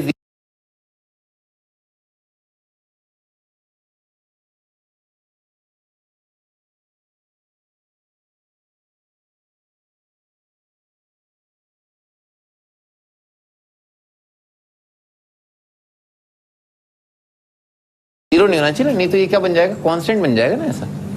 अच्छा, अब ये बहुत इंपॉर्टेंट बात है ना, there are two polynomial function है ना दुनिया में, ऐसे दो ही पॉलिनोमियल फंक्शंस हैं कि F of x multiplied by F of one by x बराबर आ रहा है हमेशा हमेशा हमेशा हर एक एक्स की वैल्यू के लिए F of x plus F of one by x के। तो इसका मतलब क्या होगा, एफ ऑफ एक्स दो ही पॉलिनोमियल बन सकता है, या तो एक्स की पावर एन प्लस वन या एक्स की power n into minus one plus one. ठीक है ना सर, एक्स की power n plus minus one plus one. ठीक है, यही दो पॉलिनोमियल ऐसे हैं जो ये रिलेशन सेटिस्फाई करते हैं। ठीक है सर, एन जो है पॉजिटिव इंटीजर है, ठीक है ना, पॉलिनोमियल है। क्वेश्चन करो।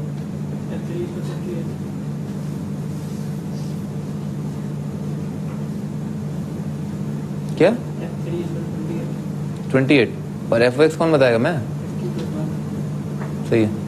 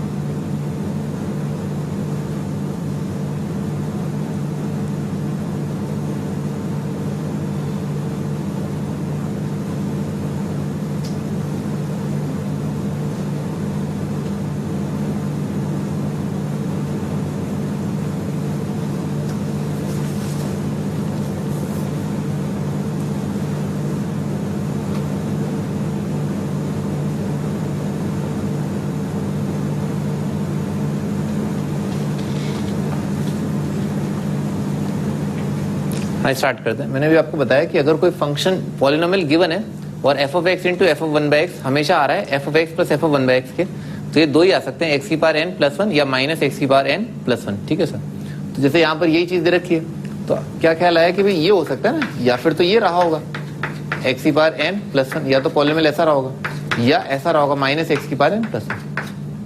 अच्छा, इस चीज का मीनिंग क्या है कि अगर इनपुट आपने 4 दिया तो आउटपुट क्या है, 65 आना चाहिए। तो इसमें रख दिया ना आउटपुट, यानी कि एफ ऑफ 4, एक्स की जगह 4 रखा तो कितना आएगा, 65 इज इक्वल टू 4 की पावर n प्लस 1। ठीक है सर, यहां से आ जाएगा n का वैल्यू 3, और यहां से कुछ नहीं आएगा क्योंकि यहां पर 65 is equal to minus x की पावर n, सॉरी 4 की पावर n प्लस 1 आ जाएगा। तो माइनस 4 की पावर n क्या है, नेगेटिव, नेगेटिव आएगा, राइट साइड क्या है, पॉजिटिव बन जाएगा 64 है ना। तो यहां से नो सॉल्यूशन। इसका मतलब क्या है, फंक्शन ये नहीं रहा होगा, ये रहा होगा, और इसमें n का वैल्यू कितना है, 4, सॉरी 3। तो एफ ऑफ एक्स जो है बराबर है एक्स की पावर 3 प्लस 1। ठीक है ना, ये तो आपका फंक्शन। और एफ ऑफ 3 कितना आ जाएगा, 27 प्लस 1 28 आ जाएगा।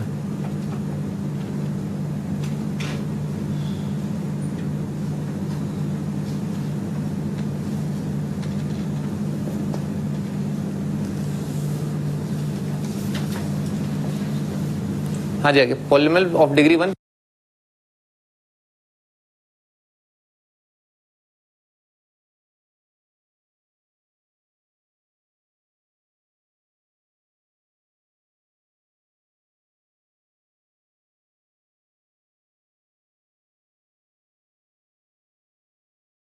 नो कांस्टेंट टर्म है ना, आप इसे ऐसे भी समझ सकते हैं, लाइन पासिंग थ्रू ओरिजिन, ठीक है ना, y is equal to mx लिखा हुआ है, ठीक है ना, लाइन जो ओरिजिन से पास कर रही है, ठीक है ना, डेफिनेशन है, ठीक है ना, ये कोई नहीं पूछेगा आईटी में, बताओ बताओ ऑड लीनियर क्या होता है, ठीक है ना, ये तो फालतू अवकाश नहीं पूछते हो, ठीक है। हाँ आगे, polynomial of degree odd has, ये बहुत इंपॉर्टेंट पॉइंट है, दिस इज वेरी इंपॉर्टेंट। एक ऑड डिग्री का पॉलिनोमियल जो उसका रेंज r होता है, ठीक है ना, माइनस इन्फिनिटी से इन्फिनिटी, ठीक है, और एक इवन डिग्री का पॉलिनोमियल जो उसका रेंज r नहीं होगा, ठीक है ना, सबसेट ऑफ r होगा। ये हम कुछ कह नहीं सकते कि क्या होगा, पर इतना जरूर कह सकते हैं कि r नहीं आएगा।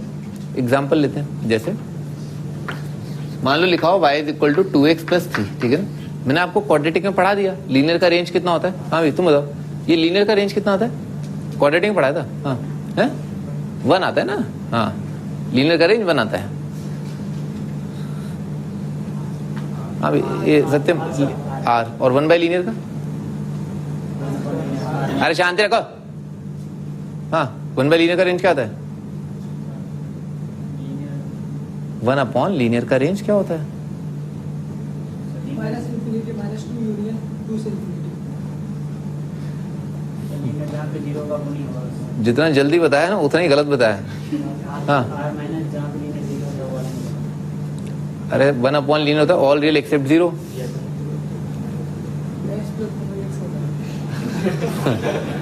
चलो बढ़िया, तुम्हें अपनी गलती का एहसास तो हुआ कि तुमने आंसर जो है किसका बताया। हाँ लीनियर बाय लीनियर का रेंज क्या होता है, question r minus coefficient of x in numerator upon coefficient of x in denominator, तो इसका रेंज r आ जाएगा, ठीक है। उसका रीजन क्या है, बहुत सिंपल है, x की जगह अगर आपने कंटिन्यूस फंक्शन आएगा ये, ठीक है, तो x की जगह जब इन्फिनिटी होगा, ठीक है, तो y किसको टेंड करा, इन्फिनिटी को, x जब माइनस इन्फिनिटी होगा तो y माइनस इन्फिनिटी, तो मिनिमम से मैक्सिमम आता है ना रेंज, तो मिनिमम आ रहा है माइनस इन्फिनिटी को टेंड करना और मैक्सिमम आ रहा है प्लस इन्फिनिटी को टेंड करना। परंतु यहाँ पर इवन डिग्री में क्या होता है, इवन डिग्री में x स्क्वायर प्लस 1 लेते हैं, बहुत ही सिंपल एग्जांपल लेते हैं। इसमें क्या है, जब x इन्फिनिटी रखा तो y infinity, x minus infinity रखा तो y माइनस इन्फिनिटी, तो दोनों छोर आ जाते हैं, ठीक है ना, पूरे के पूरे माइनस इन्फिनिटी से इन्फिनिटी। क्यों, क्योंकि एक बार इन्फिनिटी के लिए इन्फिनिटी, माइनस इन्फिनिटी के लिए माइनस इन्फिनिटी।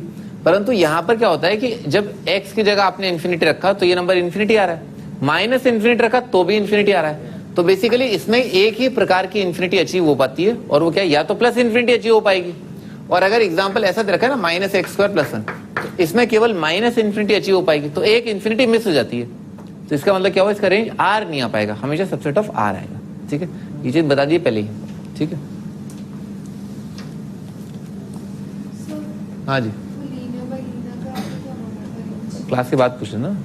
आगे एल्जेब्रिक फंक्शन, एल्जेब्रिक फंक्शन क्या होता है, कंस्ट्रक्टेड यूजिंग एल्जेब्रिक ऑपरेशंस, ठीक है ना, ऐड सब्ट्रैक्ट मल्टीप्लाई डिवाइड या अंडर रूट लेकर के आप अगर किसी पॉलिनोमियल फंक्शन से शुरुआत करके फंक्शन बना रहे हैं तो वो एल्जेब्रिक फंक्शन होगा, ठीक है ना।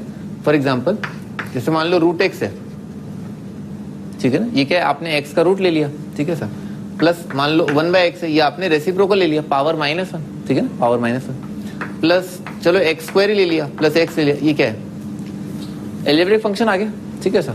मान लो एक्स स्क्वायर है प्लस 2x है, ये भी क्या है, एल्जेब्रिक है, पॉलिनोमियल प्लस पॉलिनोमियल, ठीक है सर, माइनस एक और पॉलिनोमियल, ये भी क्या है, एल्जेब्रिक है। तो हर एक पॉलिनोमियल फंक्शन तो एल्जेब्रिक होता ही होता है, परंतु हर एक एल्जेब्रिक फंक्शन जरूरी नहीं है पॉलिनोमियल हो। Polynomial is always algebraic, algebraic need not be, है ना, नेसेसरली पॉलिनोमियल, ठीक है सर।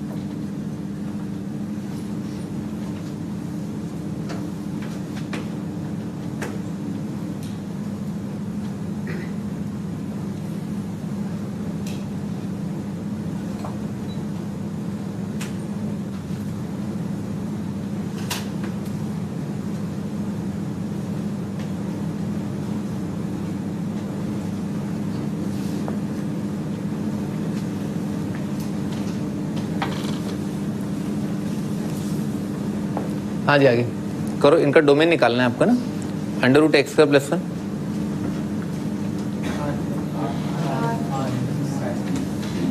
एग्जाम्पल है एक्चुअली, डोमेन ही निकालना, ठीक है ना, एग्जाम्पल है। जैसे ये वाली चीज क्या है अपने आप में एक अलजेब्रिक है, ये वाली चीज क्या है अलजेब्रिक है, पॉलिनोमियल अपॉन पॉलिनोमियल कर दिया, ठीक है ना, मल्टीप्लाई किया बेसिकली, ठीक है। तो ये सब एग्जाम्पल है।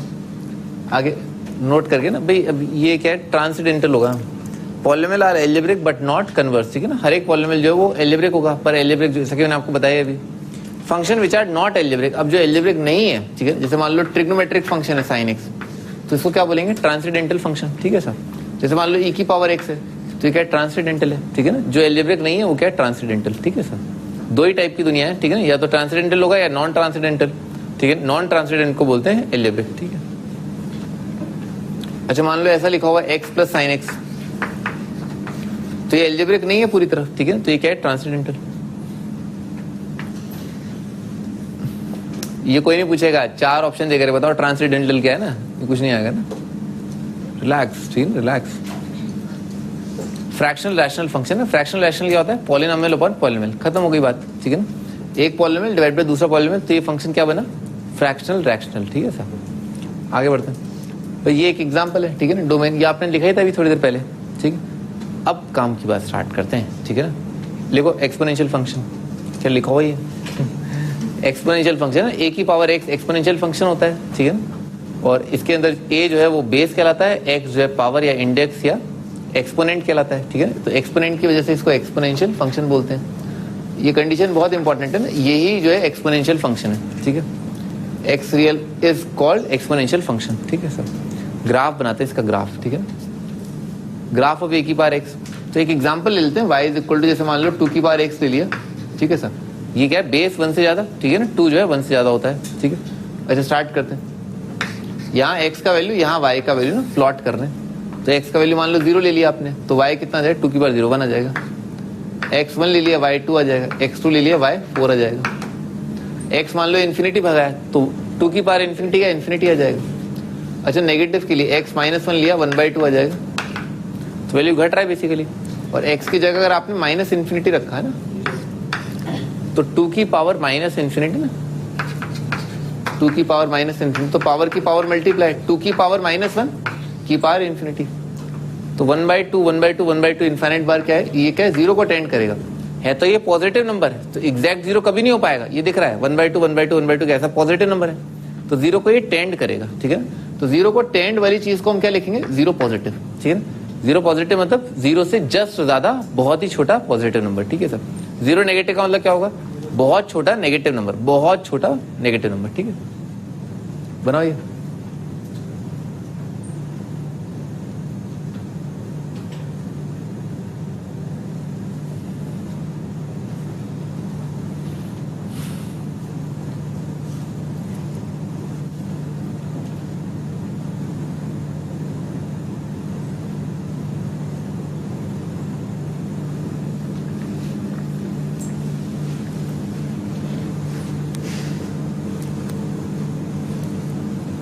आगे बढ़ते हैं, इसको प्लॉट करते हैं ना। इसको प्लॉट करने से पहले एक दो चीजें और ऑब्जर्व करने की कोशिश करते हैं। जैसे x का वैल्यू बढ़ता जा रहा है, y क्या है धुआंधार भाग रहा है, ठीक है सर। भाई एक कदम पे 2, ठीक है, एक कदम पे 2, फिर 2 कदम पे क्या, फिर 4, फिर सीधा 8, ठीक है। तो x थोड़ा सा आप बढ़ाएंगे ना थोड़े टाइम बाद, मतलब x का वैल्यू मान लो 10 है, फिर आपने 11 कर दिया, ठीक है, तो एक कदम बढ़ा है। x का वैल्यू 10 के लिए कितना आ जाएगा 2 की पावर 10 1024, उसका क्या आ जाएगा 2048, तो 1000 का फर्क आ गया, एक कदम पे 1000, ठीक है सर। तो बनाते हैं इसका ग्राफ। तो भाई जब x का वैल्यू ना माइनस इन्फिनिटी को टेंड कर रहा है, ठीक है सर, तो y का वैल्यू क्या 0 को टेंड कर रहा है, ठीक है सर। तो x माइनस इन्फिनिटी कहां पर होगा, लेफ्ट मोस्ट पार्ट पर, ठीक है ना, और y 0 पॉजिटिव मतलब just above the x axis, ठीक है सर। यहां से ग्राफ स्टार्ट होगा, फिर क्या धीरे धीरे बढ़ेगा, और फिर खास तौर पर इस पॉइंट 0 के बाद जो है भयानक तरीके से भागेगा, ठीक है सर। तो ग्राफ ऐसा आ जाएगा, ठीक है ना। बनाओ ये वाला पॉइंट जो, ये पॉइंट का कोऑर्डिनेट क्या है, x की जगह 0 रखा y1, ठीक है ना, यानी कि फंक्शन किस तरह से y एक्सिस को कट कर रहा है। y एक्सिस पर क्या होता है, x कोऑर्डिनेट 0 होता है, ये आपका x एक्सिस, ये आपका y एक्सिस। एक चीज होती है इंक्रीजिंग फंक्शन, है ना। इंक्रीजिंग फंक्शन का मतलब क्या है, जैसे जैसे आप उस फंक्शन के अंदर राइट साइड आते जा रहे हैं ना, आगे बढ़ते जा रहे हैं, आगे बढ़ना मतलब ग्राफ पर राइट साइड पे की तरफ आना। तो अगर ग्राफ जो ऊपर जाता जा रहा है, ठीक है ना सर, जैसे ये ग्राफ उठ रहा है, तो इसको क्या बोलते हैं इंक्रीजिंग। जैसे जैसे आप राइट जा रहे हैं ग्राफ ऊपर जा रहा है, फंक्शन इंक्रीजिंग, ठीक है ना, और जैसे जैसे आप राइट जा रहे हैं फंक्शन नीचे आ रहा है, डिक्रीजिंग, ठीक है सर, इंक्रीजिंग, सिंपल है।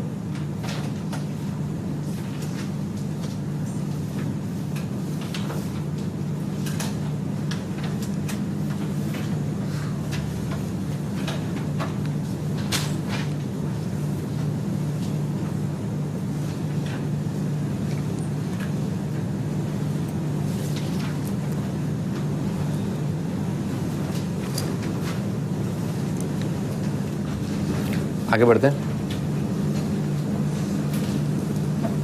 तो ये ग्राफ होता है, ये जो है बेस जो है 1 से ज्यादा के लिए, ठीक है सर। अच्छा, डोमेन और रेंज सोच लेते हैं। अभी अपन ने लिखा ही था यहाँ पर डोमेन रेंज। भाई एक्स की जगह क्या क्या रखा जा सकता है इसके अंदर, सब रख सकते हो, आर आ जाएगा डोमेन, ठीक है ना। आप अगर देखना चाहें तो लेफ्ट साइड से राइट साइड आपने पूरा ग्राफ बनाया है, तो माइनस इन्फिनिटी से इन्फिनिटी क्या गया, ग्राफ पे लेफ्ट टू राइट क्या होता है, डोमेन होता है, और टॉप टू बॉटम क्या होता है, Y coordinate, Y coordinate range होता है। तो लेफ्ट टू राइट क्या रहा है, माइनस इन्फिनिटी से इन्फिनिटी, तो डोमेन ऑफ फंक्शन क्या है, माइनस इन्फिनिटी से लेकर के इन्फिनिटी, यानी कि ऑल रियल। और रेंज ऑफ फंक्शन क्या आ जाएगा, 0 पॉजिटिव है ना, 0 से लेकर के इन्फिनिटी। आपको फंक्शन के बारे में 2-3 चीजें तो बिल्कुल क्रिस्टल क्लियर होनी चाहिए कि इस फंक्शन का, बहुत बेसिक फंक्शन जो हम कर रहे हैं अभी क्लासिफिकेशन फंक्शन में, कि फंक्शन का डोमेन क्या है, रेंज क्या है, ग्राफ क्या है, ठीक है सर। अगर आपको ये नहीं आता है तो आप फंक्शंस चैप्टर को 10 बार पढ़ो, 20 बार पढ़ो ना, बिना फंक्शन के, बिना बहुत बेसिक फंक्शन जो मैं आपको बताऊंगा उनके डोमेन, रेंज और ग्राफ क्लियर किए आप आगे न बढ़े, ठीक है ना, आप लायक नहीं हुए होंगे, ठीक है ना, अगला चैप्टर पढ़ने के, ठीक है। समझ रहे ना मैं क्या कह रहा हूँ, ठीक है ना, क्योंकि सारी चीजें जो है इसी को बुनियाद बना के आगे बढ़ी जाएंगी, ठीक है। अगर आपको फंक्शन नहीं आता है तो कुछ नहीं आता है, ठीक है ना, कुछ नहीं आता है, ठीक है सर। आगे बढ़ते हैं, सही बोल रहा हूँ, झूठ नहीं बोल रहा। डोमेन, रेंज और ग्राफ हर एक फंक्शन का क्रिस्टल क्लियर होना चाहिए। तो ये बेस था 1 से ज्यादा, अगला बेस 1 से कम, ठीक है। बेस पॉजिटिव तो हो गया, तो अपने लिखा ही था। तो इसके लिए एग्जांपल ले लेते हैं, y इज इक्वल टू 1/2 की पावर x। इसमें प्लॉट करना चालू किया, x कोऑर्डिनेट, y कोऑर्डिनेट, ठीक है सर। x की जगह मान लो 0 रखा, y 1 आ रहा है, x की जगह 1 रखा, y 1/2 आ रहा है, 2 रख दिया 1/4 आ रहा है, 3 रख दिया 1/8 आ रहा है, ठीक है सर। ऐसे करके x अगर इनफाइनाइट रखा तो 0 पॉजिटिव आ जाएगा ना, ऐसा आ जाएगा। अच्छा, x अगर आपने -1 रखा तो 2 आ जाएगा, ठीक है ना। x अगर -2 रखा तो 4 आ जाएगा, और माइनस इन्फिनिटी रखा तो इन्फिनिट आ जाएगा। 1/2 क्या है, 2 की पावर -1, 2 की पावर -1 की पावर माइनस इन्फिनिटी, 2 की पावर इन्फिनिटी, यानी कि इन्फिनिट आ जाएगा, ऐसा बनेगा।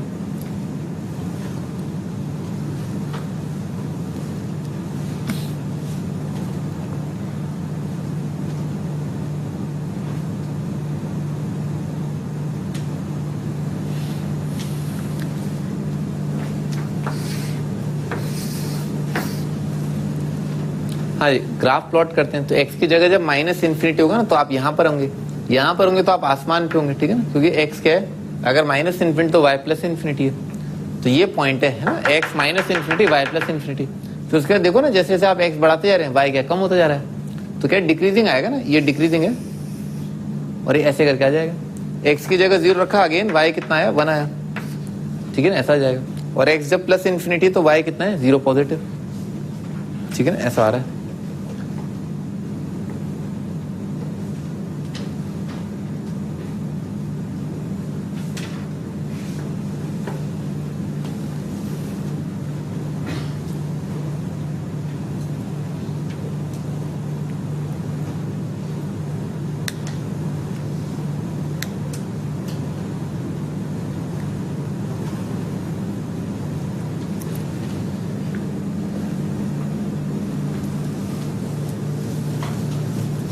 इसका भी डोमेन रेंज क्या आ रहा है, सेम आ रहा है, ठीक है ना। इसमें भी x की जगह एक ही बात है, ठीक है ना, दोनों ही एक्सपोनेंशियल फंक्शन है, बस एक जमीनी अंतर है कि अगर बेस 1 से ज्यादा होता है तो फंक्शन क्या इंक्रीजिंग होता है, और अगर बेस लेस देन 1 होता है तो फंक्शन डिक्रीजिंग होता है। एक्सपोनेंशियल फंक्शन का इन जनरल, ठीक है ना, डोमेन क्या होता है, ऑल रियल, और रेंज होता है पॉजिटिव, ठीक है ना, रेंज होता है आर पॉजिटिव, है ना, 0 से लेकर के लिखा है ना अभी, वही है, ठीक है ना।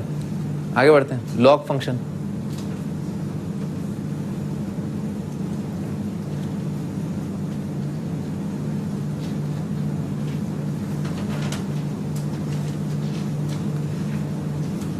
लॉग फंक्शन बताई दी आपको लॉग चैप्टर के अंदर, ठीक है। तो इसमें क्या है, लॉग जो है पॉजिटिव नंबर का डिफाइंड होता है। ये क्या लिखा हुआ है, एक्स का लॉग बेस है ना, आप एक्स का लॉग ले रहे हैं और लॉग टू द बेस ए है, ठीक है सर। अच्छा, सबसे इंपॉर्टेंट बात इसमें यही है कि ये वाला रिलेशन जो है ना, y is equal to log x base है, ये मैथमेटिकली इक्विवेलेंट है इस बात के कि a की पावर y जो है वो x के बराबर है, ठीक है। तो इससे क्या है, आप सारी चीजें इंटरप्रेट कर लेते हैं। अभी एक्सपोनेंशियल फॉर्म आ गई, अब आपके दिल को जो थोड़ा सुकून मिला कि हाँ ठीक है, अब मैं टैकल कर लूंगा ना, क्योंकि लॉग फॉर्म थोड़ा डिफिकल्ट लगता है जनरली। तो एक्सपोनेंशियल फॉर्म है ये, ठीक है। एक्स पॉजिटिव आएगा, वो यहाँ से दिख ही रहा है, क्योंकि a की पावर y अपने आप में क्या है, ये एक्सपोनेंशियल फॉर्म बन गया, इसका आउटपुट क्या आएगा, पॉजिटिव आएगा, तो इसीलिए x पॉजिटिव होना चाहिए। और देखो y क्या है, कोई भी रियल नंबर हो सकता है, क्योंकि एक्सपोनेंशियल फॉर्म के इनपुट के रूप में आ रहा है ना a की पावर y, और अपन ने देखा एक्सपोनेंशियल फॉर्म का इनपुट क्या है, ऑल रियल, ठीक है सर। तो ये तो बेसिक डेफिनेशन होता है, ये तीनों कंडीशन बहुत इंपॉर्टेंट है, इसको अच्छे से हाईलाइट कर लो। लॉग डिफाइन करने की कंडीशन क्या है कि जो नंबर जो जिसका लॉग ले रहे हैं आप, ठीक है ना, वो नंबर पॉजिटिव होना चाहिए, बेस पॉजिटिव होना चाहिए, बेस 1 नहीं होना चाहिए, ठीक है ना। ये डोमेन निकालने के बहुत काम आएगा, ठीक है ना। अच्छा, ग्राफ की बात करते हैं, जब बेस जो है 1 से ज्यादा है, तो अगेन यहाँ पर एग्जांपल वही 2 वाला ले लेते हैं, y is equal to log x base 2, ठीक है ना सर। अच्छा, इसमें क्या है, इसको ऐसे लिख लिया 2 की power y is equal to x, ठीक है, ऐसे लिख लिया। और इसमें x और y की जगह प्लॉट किया, x का वैल्यू मान लो 1 है, तो y क्या रहा होगा, 0, 2 आएगा तो 1, 4 आएगा तो 2, 8 आएगा तो 3, x इन्फिनिटी आया तो वो तो इनफाइनाइट के लिए आएगा, 2 की पावर इन्फिनिटी जो है इन्फिनिटी देगा। अपन एक्सपोनेंशियल से इंटरप्रेट कर रहे हैं सारी चीजें ना। अच्छा, x का वैल्यू अगर 0 पॉजिटिव होगा, बहुत छोटा पॉजिटिव नंबर, तो y जो है माइनस इन्फिनिटी रहा होगा। अभी बताया ना, सेम चीज है, बिल्कुल सेम चीज है। ग्राफ बनाए थे, ठीक है सर। अच्छा, x की जगह रखा अपन ने 0 पॉजिटिव ना। 0 पॉजिटिव कहां पाया जाता है, y एक्सिस पर तो x कोऑर्डिनेट 0 होता है, y एक्सिस के जस्ट आगे ना x कोऑर्डिनेट 0 पॉजिटिव होगा, तो 0 पॉजिटिव। और जब x का वैल्यू 0 पॉजिटिव है तो y क्या है, माइनस इन्फिनिटी। तो जब आप y एक्सिस के जस्ट आगे तो आप क्या है, y कोऑर्डिनेट माइनस इन्फिनिटी है, तो यहां से ग्राफ की शुरुआत होगी ना, यहां से। और उसके बाद क्या है, देखो जैसे जैसे x बढ़ता जा रहा है y भी बढ़ता जा रहा है, भले धीरे धीरे बढ़ रहा है पर बढ़ तो रही है। तो यहां से जो है आपका ग्राफ ऊपर आ जाएगा, ठीक है ना। इस तरह का ग्राफ बन जाता है लॉग का, ठीक है, जिसका बेस जो है 1 से ज्यादा होता है। ये वाला पॉइंट क्या है, जब x का वैल्यू 1 है, y का वैल्यू 0 है, ठीक है, 1 0।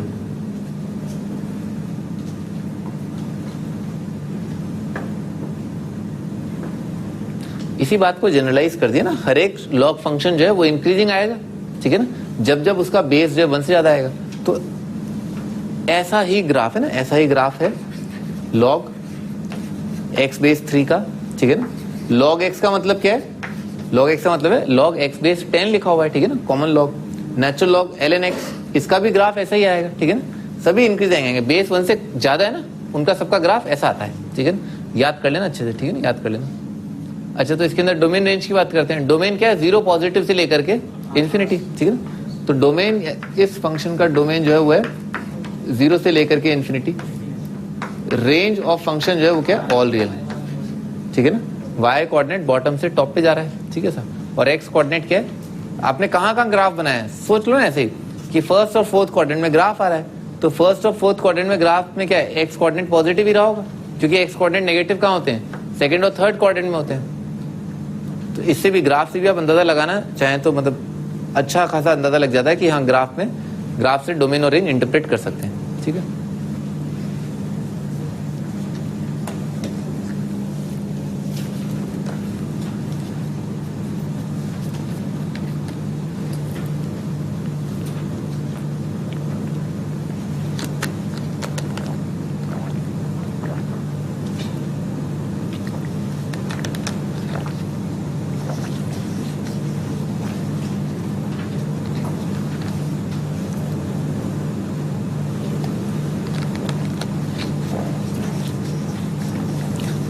पता है एक स्टूडेंट की सबसे बड़ी गलती क्या होती है, उसे लगता है वो टीचर बन सकता है।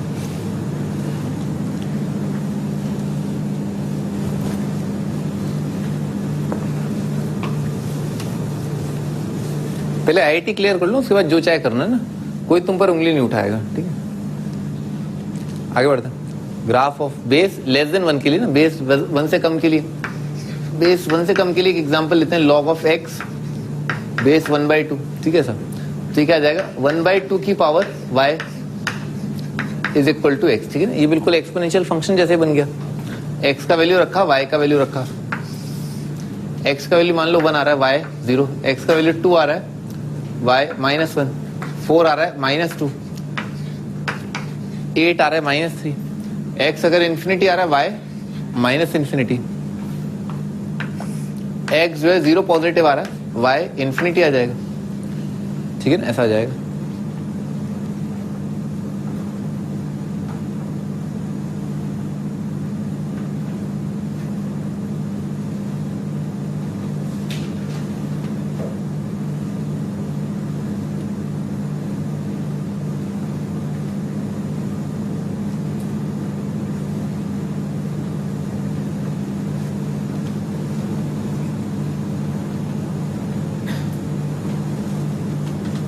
इसका ग्राफ बनाते हैं।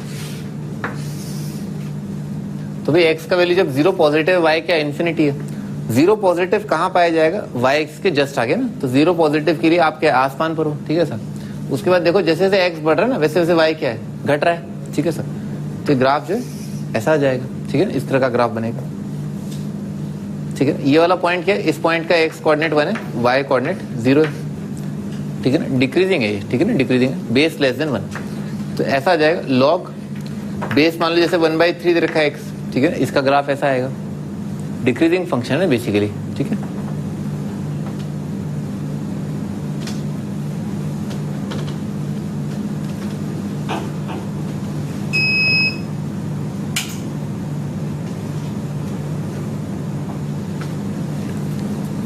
कुछ नहीं, चिंता मत करो ना, आया हूं तो पढ़ा के ही जाऊंगा, ठीक है ना, इससे कोई फर्क नहीं पड़ता।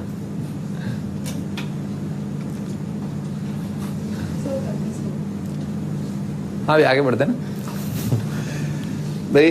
दानिश बताओ भैया ना, ये इस ग्राफ के ना, इस ग्राफ के इस इक्वेशन के ना log x base 1/2 is equal to x है ना, इस इक्वेशन के कितने सॉल्यूशन है? सही, एक सॉल्यूशन है ना, एक सॉल्यूशन। बेसिकली क्या, दो फंक्शन को आपने बराबर कर दिया, log x बेस 1/2, और दूसरा फंक्शन क्या है, y is equal to x है, y is equal to this, y is equal to x। तो आप कई बार क्या ऐसे बना लो ना, y is equal to x क्या आ जाएगा, लाइन आ जाएगी, ठीक है सर। तो दो फंक्शंस को अगर आपने बराबर कर रखा है ना, दो फंक्शंस को अगर आपने बराबर कर रखा है, ठीक है, तो नंबर ऑफ पॉइंट्स, ठीक है ना, जो कॉमन आएंगे, या नंबर ऑफ पॉइंट्स जहां पर वो इंटरसेक्ट कर रहे हैं, वो देख लो आप दोनों को ड्रॉ करके ना, तो एक पॉइंट आ रहा है कॉमन, ठीक है सर। अब वो x का वैल्यू क्या, वो अपन जरूरी नहीं है बता पाए हर बार, ठीक है सर, पर इतना तो दिख ही रहा है दोनों के ग्राफ से कि दोनों एक जगह इंटरसेक्ट कर रहे हैं।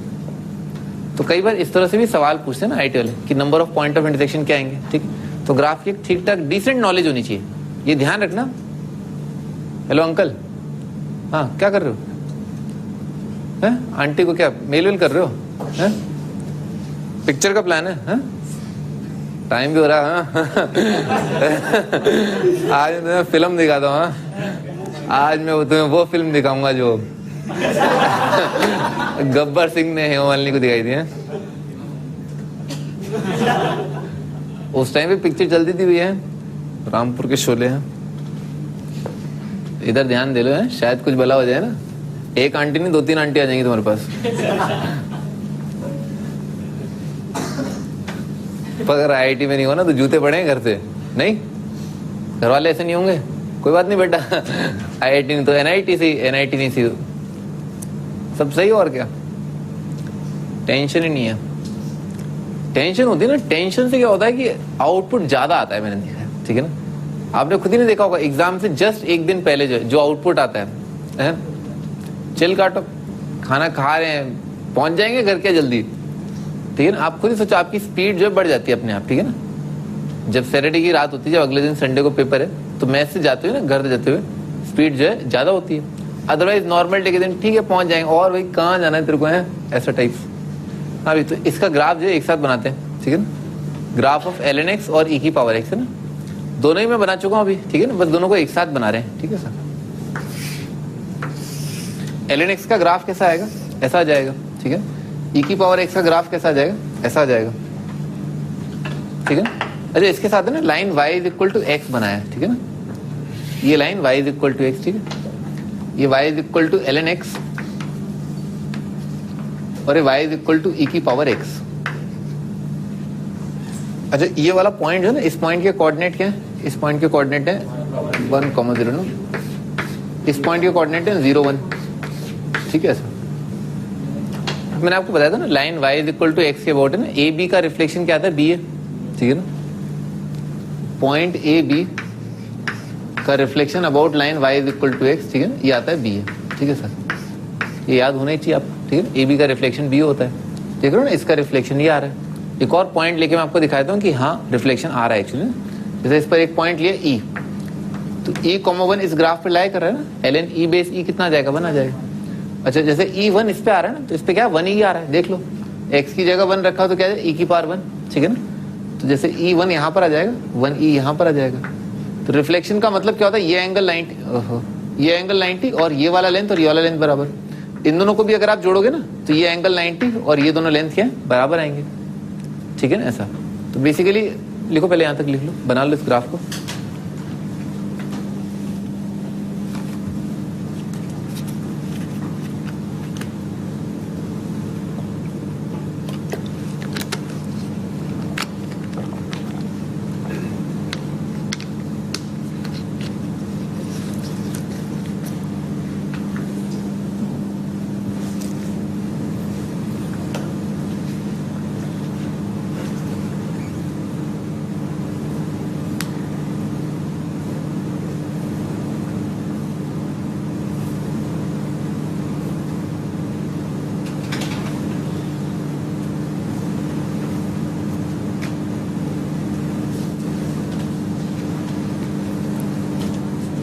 बना लिया? हाँ भाई, तो मैं ये कहता कि भाई ये जो पूरा ग्राफ है ना, इस पर आप कोई भी पॉइंट लो, ठीक है ना, हमेशा क्या होगा, इस ग्राफ पर आने वाला हर एक पॉइंट का रिफ्लेक्शन क्या आपको उस ग्राफ पर मिलेगा, ठीक है ना। मैं बताता हूँ उसका रीजन क्या है। जैसे यहाँ पर लिखा है ना ln x is equal to Y, ठीक है सर, तो इसका मीनिंग क्या है? e की power y is equal to x, ठीक है ना, e की power y is equal to x, ठीक है। अब आप इस रिलेशन को और इस रिलेशन को ध्यान से देखो, दुनिया में जहां जहां x है, x की जगह y, y की जगह x आ गया, ठीक है ना, देख रहे हो ना, e की power x equal to y, e की power y is equal to x, जहां जहां x है, ठीक है ना, x की जगह y, y की जगह x हो गया। बिल्कुल वैसे जैसे ए बी के अंदर बी हो गया, ठीक है ना। तो अगर आप x और y कोऑर्डिनेट इंटरचेंज कर दे रहे हो तो इसका मतलब क्या है? वो दोनों पॉइंट एक दूसरे के क्या है? रिफ्लेक्शन है about line y is equal to x। तो इन जनरल जो भी पॉइंट यहाँ पर है, ठीक है ना, उसका रिफ्लेक्शन जो है वो क्या है? वहां पर है, ठीक है ना। तो लिख लो log and exponential are reflection of each other about line y is equal to x. log and exponential are, यही लिखा हुआ है ना, log and exponential are reflection of each other about line y is equal to x. ये दोनों graph एक दूसरे के रिफ्लेक्शन होते हैं line y is equal to x के बहुत, ठीक है। ये बहुत इंपॉर्टेंट बात है, ठीक है ना, कोऑर्डिनेट ज्योमेट्री से रिलेटेड है, ठीक है। पैराबोला पर कुछ टाइम पहले एक IIT ने सवाल पूछा था, बिल्कुल इसी कॉन्सेप्ट पर बेस्ड था, ठीक है। और ये बहुत सारी चीजें था, ये बहुत इंपॉर्टेंट पार्ट है ना, फंक्शन को रिफ्लेक्शन के रूप में देखना ना, about line y is equal to x, ये आगे भी बहुत काम आएगा, ठीक है।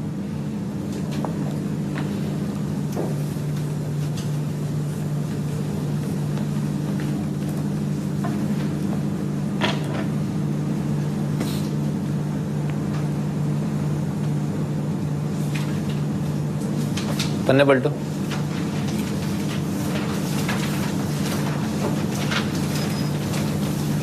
हाँ, फंक्शन क्या क्या आता है, ये सब आता है ना, ये सब याद करने की जरूरत नहीं है, ठीक है। डेफिनेशन याद करने की जरूरत नहीं है, ठीक है ना। बस क्या चीज आपके दिमाग में क्लियर हो जानी चाहिए कि फंक्शन ए से अगर बी रिलेटेड है तो ए के सभी एलिमेंट्स कनेक्टेड होने चाहिए और हर एक एलिमेंट का एक ही इमेज बनना चाहिए, ठीक है सर। जैसे ये दे रखा है, ठीक है ना, ये अलाउड है, ठीक है ना, दो का एक के साथ लफड़ा अलाउड है, ठीक है ना, पर एक का दो के साथ लफड़ा जो अलाउड नहीं है, ठीक है, दिस इज नॉट अलाउड, ठीक है ना। ये सिंपल है, ये लफड़ा तो अपने को समझ में आता ही है, ठीक है सर। हाँ समझ गया, लफड़े के नाम समझ गया, फंक्शन के नाम से नहीं समझा। अच्छा ये वाली चीज फंक्शन आएगा नहीं आएगा? आएगा ना, ये फंक्शन आएगा। इसमें अगर कोई एलिमेंट खाली छूट जाए कोई फर्क नहीं पड़ता, इसमें कोई एलिमेंट खाली नहीं छूटना चाहिए और एक के दो इमेज नहीं बनने चाहिए, ठीक है सर। आप इसे ऐसा ही मान सकते हैं जैसे कन्वर्ज करना है ना, फिजिक्स में आपने देखा होगा रे ऑफ लाइट है जैसे ऑप्टिक्स पढ़ा ना, ये क्या कन्वर्ज कर रही है, ठीक है सर, ठीक है, ये क्या डाइवर्ज कर रही है, ठीक है ना, ये लाइंस जो है डाइवर्ज कर रही है, ठीक है, तो diversion is not allowed, convergence is allowed, ठीक है ना, एक ही साइड से अगर आप देखें, ठीक है सर, तो ये दिमाग में आ जाना चाहिए, ठीक है सर। तो अगली टर्न पे याद कर लेना, क्या याद करना है कि फंक्शन जो है वो क्या होता है, सेट ए के सभी एलिमेंट्स रिलेटेड हो और हर एक एलिमेंट का रिलेशन एक ही एलिमेंट के साथ हो, ठीक है सर, एक ही इमेज बने, बस बाकी सब ये ऐसा कुछ करने की जरूरत नहीं है, ठीक है, बस ये चीज आपकी फिट हो जानी चाहिए दिमाग, वो अलग अलग तरीके से लिखिए। Codomain, range and domain, domain codomain range, तो डोमेन होता है ए, कोडोमेन होता है बी, रेंज होता है जो जो एलिमेंट रिलेट हो गए ना, रिलेट कर दिया आपने सेट ए के, सेट बी के एलिमेंट्स के सेट के साथ, दैट इज रेंज, ठीक है सर, खत्म हो गया। रेंज क्या होता है, आउटपुट होता है ना, ये ध्यान रखना। डोमेन होता है इनपुट, इनपुट क्या होता है एक्स, रेंज होता है आउटपुट, आउटपुट क्या है वाई, तो वाई की डिफरेंट पॉसिबल वैल्यूज मतलब रेंज बता रहे हो आप, जैसे अपन लिखते हैं ना Y is equal to sine x, तो एक्स की वैल्यूज जो है वो क्या है डोमेन और वाई की वैल्यूज क्या है रेंज, ठीक है सर। तो रेंज जो है सबसेट आएगा हमेशा, ठीक है ना, ज्यादा से ज्यादा बराबर हो सकता है, बराबर को भी हम सबसेट ही बोलते हैं। अच्छा, किसी फंक्शन का अगर आपको डोमेन निकालना है तो इसका मीनिंग क्या है, वो सारी, जैसे आपसे कोई पूछे मार्केट में कि क्या है कि डोमेन क्या है, तो वो सारी एक्स की वैल्यूज रियल, ऑफ कोर्स इस पूरे चैप्टर में हम क्या रियल वैल्यूड फंक्शंस पढ़ रहे हैं ना, वही फंक्शंस हम पढ़ेंगे जिनका इनपुट जो है वो एक रियल नंबर दिया जा सके ना, आयोटा वायोटा इनपुट के रूप में दिया गया, तो वो फंक्शन के अंतर्गत नहीं पढ़ा जाता, ठीक है। तो डोमेन क्या होता है, वो सारे सेट ऑफ रियल वैल्यूज, ठीक है ना, एक्स के, जहां पर फंक्शन डिफाइंड है, यानी कि आउटपुट यानी कि वाई जो है वेल डिफाइंड हो, ठीक है ना, वाई 1/0 क्या है नॉट वेल डिफाइंड, 0/0 क्या not well defined, under root of negative क्या not well defined, log of negative number क्या नॉट वेल डिफाइंड, ठीक है सर, ऐसा है। तो यहाँ पर अपन ने ये देखा ना, कंटिन्यूस फंक्शन का रेंज क्या हो जाएगा, मिनिमम से मैक्सिमम आ जाएगा, जैसे साइन का केस है, कॉस का केस है, ठीक है ना। एक्सपोनेंशियल का ले लो, एक्सपोनेंशियल का मिनिमम वैल्यू किसको टेंड कर रहा है, 0 को, मैक्सिमम किसको टेंड कर रहा है, इन्फिनिटी को। एक्सपोनेंशियल क्या था, कंटिन्यूस फंक्शन था, लॉग क्या था, कंटिन्यूस फंक्शन था, बिल्कुल आपने एक जगह पेन टिका के पूरा ग्राफ ड्रॉ कर दिया, एक्सपोनेंशियल पूरा ड्रॉ कर दिया, तो उनका रेंज आप मिनिमम से मैक्सिमम बोल सकते हैं, ठीक है ना, ऐसा ये लिखा हुआ है। अच्छा, क्लोज ओपन का ध्यान रखना, ठीक है ना, टेंड कर रहा है मतलब 0 पॉजिटिव है, इन्फिनिटी को टेंड करता है, तो इन्फिनिटी पर ओपन इंटरवल आता है।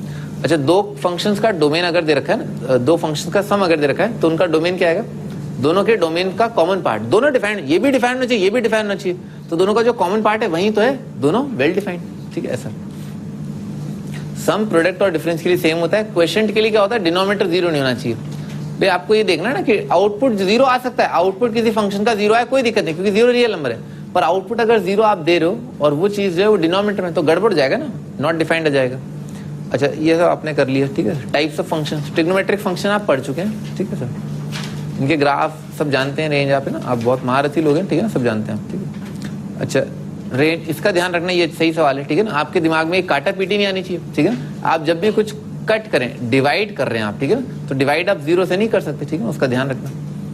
अच्छा, पॉलिनोमियल फंक्शन, ठीक है ना, पॉलिनोमियल फंक्शन था क्वाड्रेटिक, लीनियर और क्यूबिक, ये बहुत ज्यादा इंपॉर्टेंट है। ऑफकोर्स कांस्टेंट भी, y is equal to C function, जैसे y इज इक्वल टू 2 दे रखा है, ये भी एक इंपॉर्टेंट फंक्शन है, ठीक है ना ऐसा। तो ये 3-4 इंपॉर्टेंट फंक्शन है, y is equal to constant, linear, quadratic, cubic, ठीक है ना, ये बहुत फ्रीक्वेंटली आते हैं। पॉलिनोमियल फंक्शन हमेशा कंटिन्यूस होता है, ये बहुत इंपॉर्टेंट है, ठीक है ना। और ऑड, लीनियर, ये कुछ नहीं है, ये ठीक ठाक इंपॉर्टेंट है, ठीक है ना, याद रखना है ना, खट से सवाल हो जाते हैं। मान लो उसने बोल दिया एग्जामिनर ने कि एक फंक्शनल रूल दे रखा है कि फंक्शन इसको सेटिस्फाई करता है कि f of x into F of 1/x बराबर है f of x plus f of 1/x के, फिर आपके दिमाग में क्या आना चाहिए कि अच्छा 2 ही पॉलिनोमियल है, पॉलिनोमियल गिवन होना चाहिए, तो 2 ही पॉलिनोमियल ऐसे, एक तो x की पावर n प्लस 1 और एक माइनस इंटू x की पावर n प्लस 1, ठीक है सर, n पॉजिटिव। हाँ, ये बहुत इंपॉर्टेंट, ठीक है ना। और डिग्री का पॉलिनोमियल जो उसका रेंज क्या होता है, r, इवन डिग्री का होता है सबसेट ऑफ r, ठीक है ना, वो आपको निकालना पड़ेगा कि एग्जैक्टली क्या है, पर दूर से आप ये देख के बता सकते हैं, दूर से, कि इवन डिग्री का जो है वो r नहीं आ सकता। और रीजन मैंने आपको बता दिया कि इवन डिग्री में क्या होता है कि जब आप x की जगह इन्फिनिटी और माइनस इन्फिनिटी रखने होते हैं तो y जो है एक ही प्रकार की इन्फिनिटी बन पाता है, जबकि ऑड डिग्री में क्या होता है कि दोनों प्रकार की इन्फिनिटी बन जाती है, ठीक है sir. Algebraic function, exponential function, भी एक्सपोनेंशियल फंक्शन इंक्रीजिंग होता है अगर बेस 1 से ज्यादा हो, उसका डोमेन r होता है, रेंज 0, r पॉजिटिव बोल दो, ठीक है सर, ये सब आना चाहिए। लॉग, बहुत बेसिक फंक्शन अपन ने करे, लॉग और एक्सपोनेंशियल उनमें सबसे ज्यादा इंपॉर्टेंट है, ठीक है। अच्छा, फिर अपन ने दोनों को साथ ड्रॉ किया, तो ये क्लियर होना चाहिए कि हाँ दोनों ग्राफ एक दूसरे के रिफ्लेक्शन आते हैं। ऑफ कोर्स जैसे e की पावर x और ln x के अंदर दोनों का बेस जो है सेम है, ठीक है, तो 2 की पावर x और log x बेस 2 क्या आएंगे, रिफ्लेक्शन आएंगे।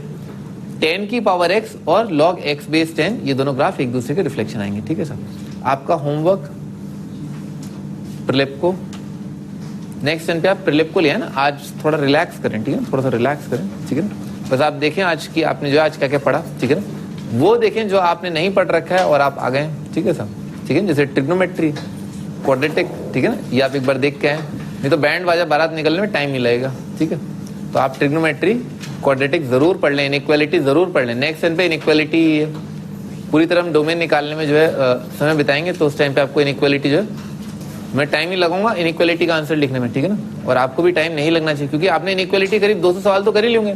प्रिलिप को में 200-300 सवाल दे रखे हैं, फिर क्वाड्रेटिक की शीट में भी कई सारे इनइक्वालिटी के सवाल हैं। मैंने खुद ने आपको करीब 150 सवाल तो कराए होंगे। ठीक है, आपने वो सारे बहुत तन्मयता के साथ किए होंगे हैं? तो अच्छी होगी आपकी इनइक्वालिटी, शानदार होगी। अब तो काफी टाइम भी हो गया इनइक्वालिटी के हुए, जल्दी है? रुको रुको, आराम से रुको है। अरे 6 महीने नहीं रुका जा रहा तुमसे। हाँ भी तो नेक्स्ट वन से आप जो है ना प्रिलिप्को से आपको होमवर्क मिलेगा डोमेन और रेंज निकालने के लिए प्रिलिप्को से। ठीक है ना, प्रिलिप्को के अंदर करीब 60-70 सवाल हैं, वो करेंगे अपन, फिर उसके बाद अपन एक्सरसाइज शीट पर जाएंगे। ठीक है, ठीक है भाई।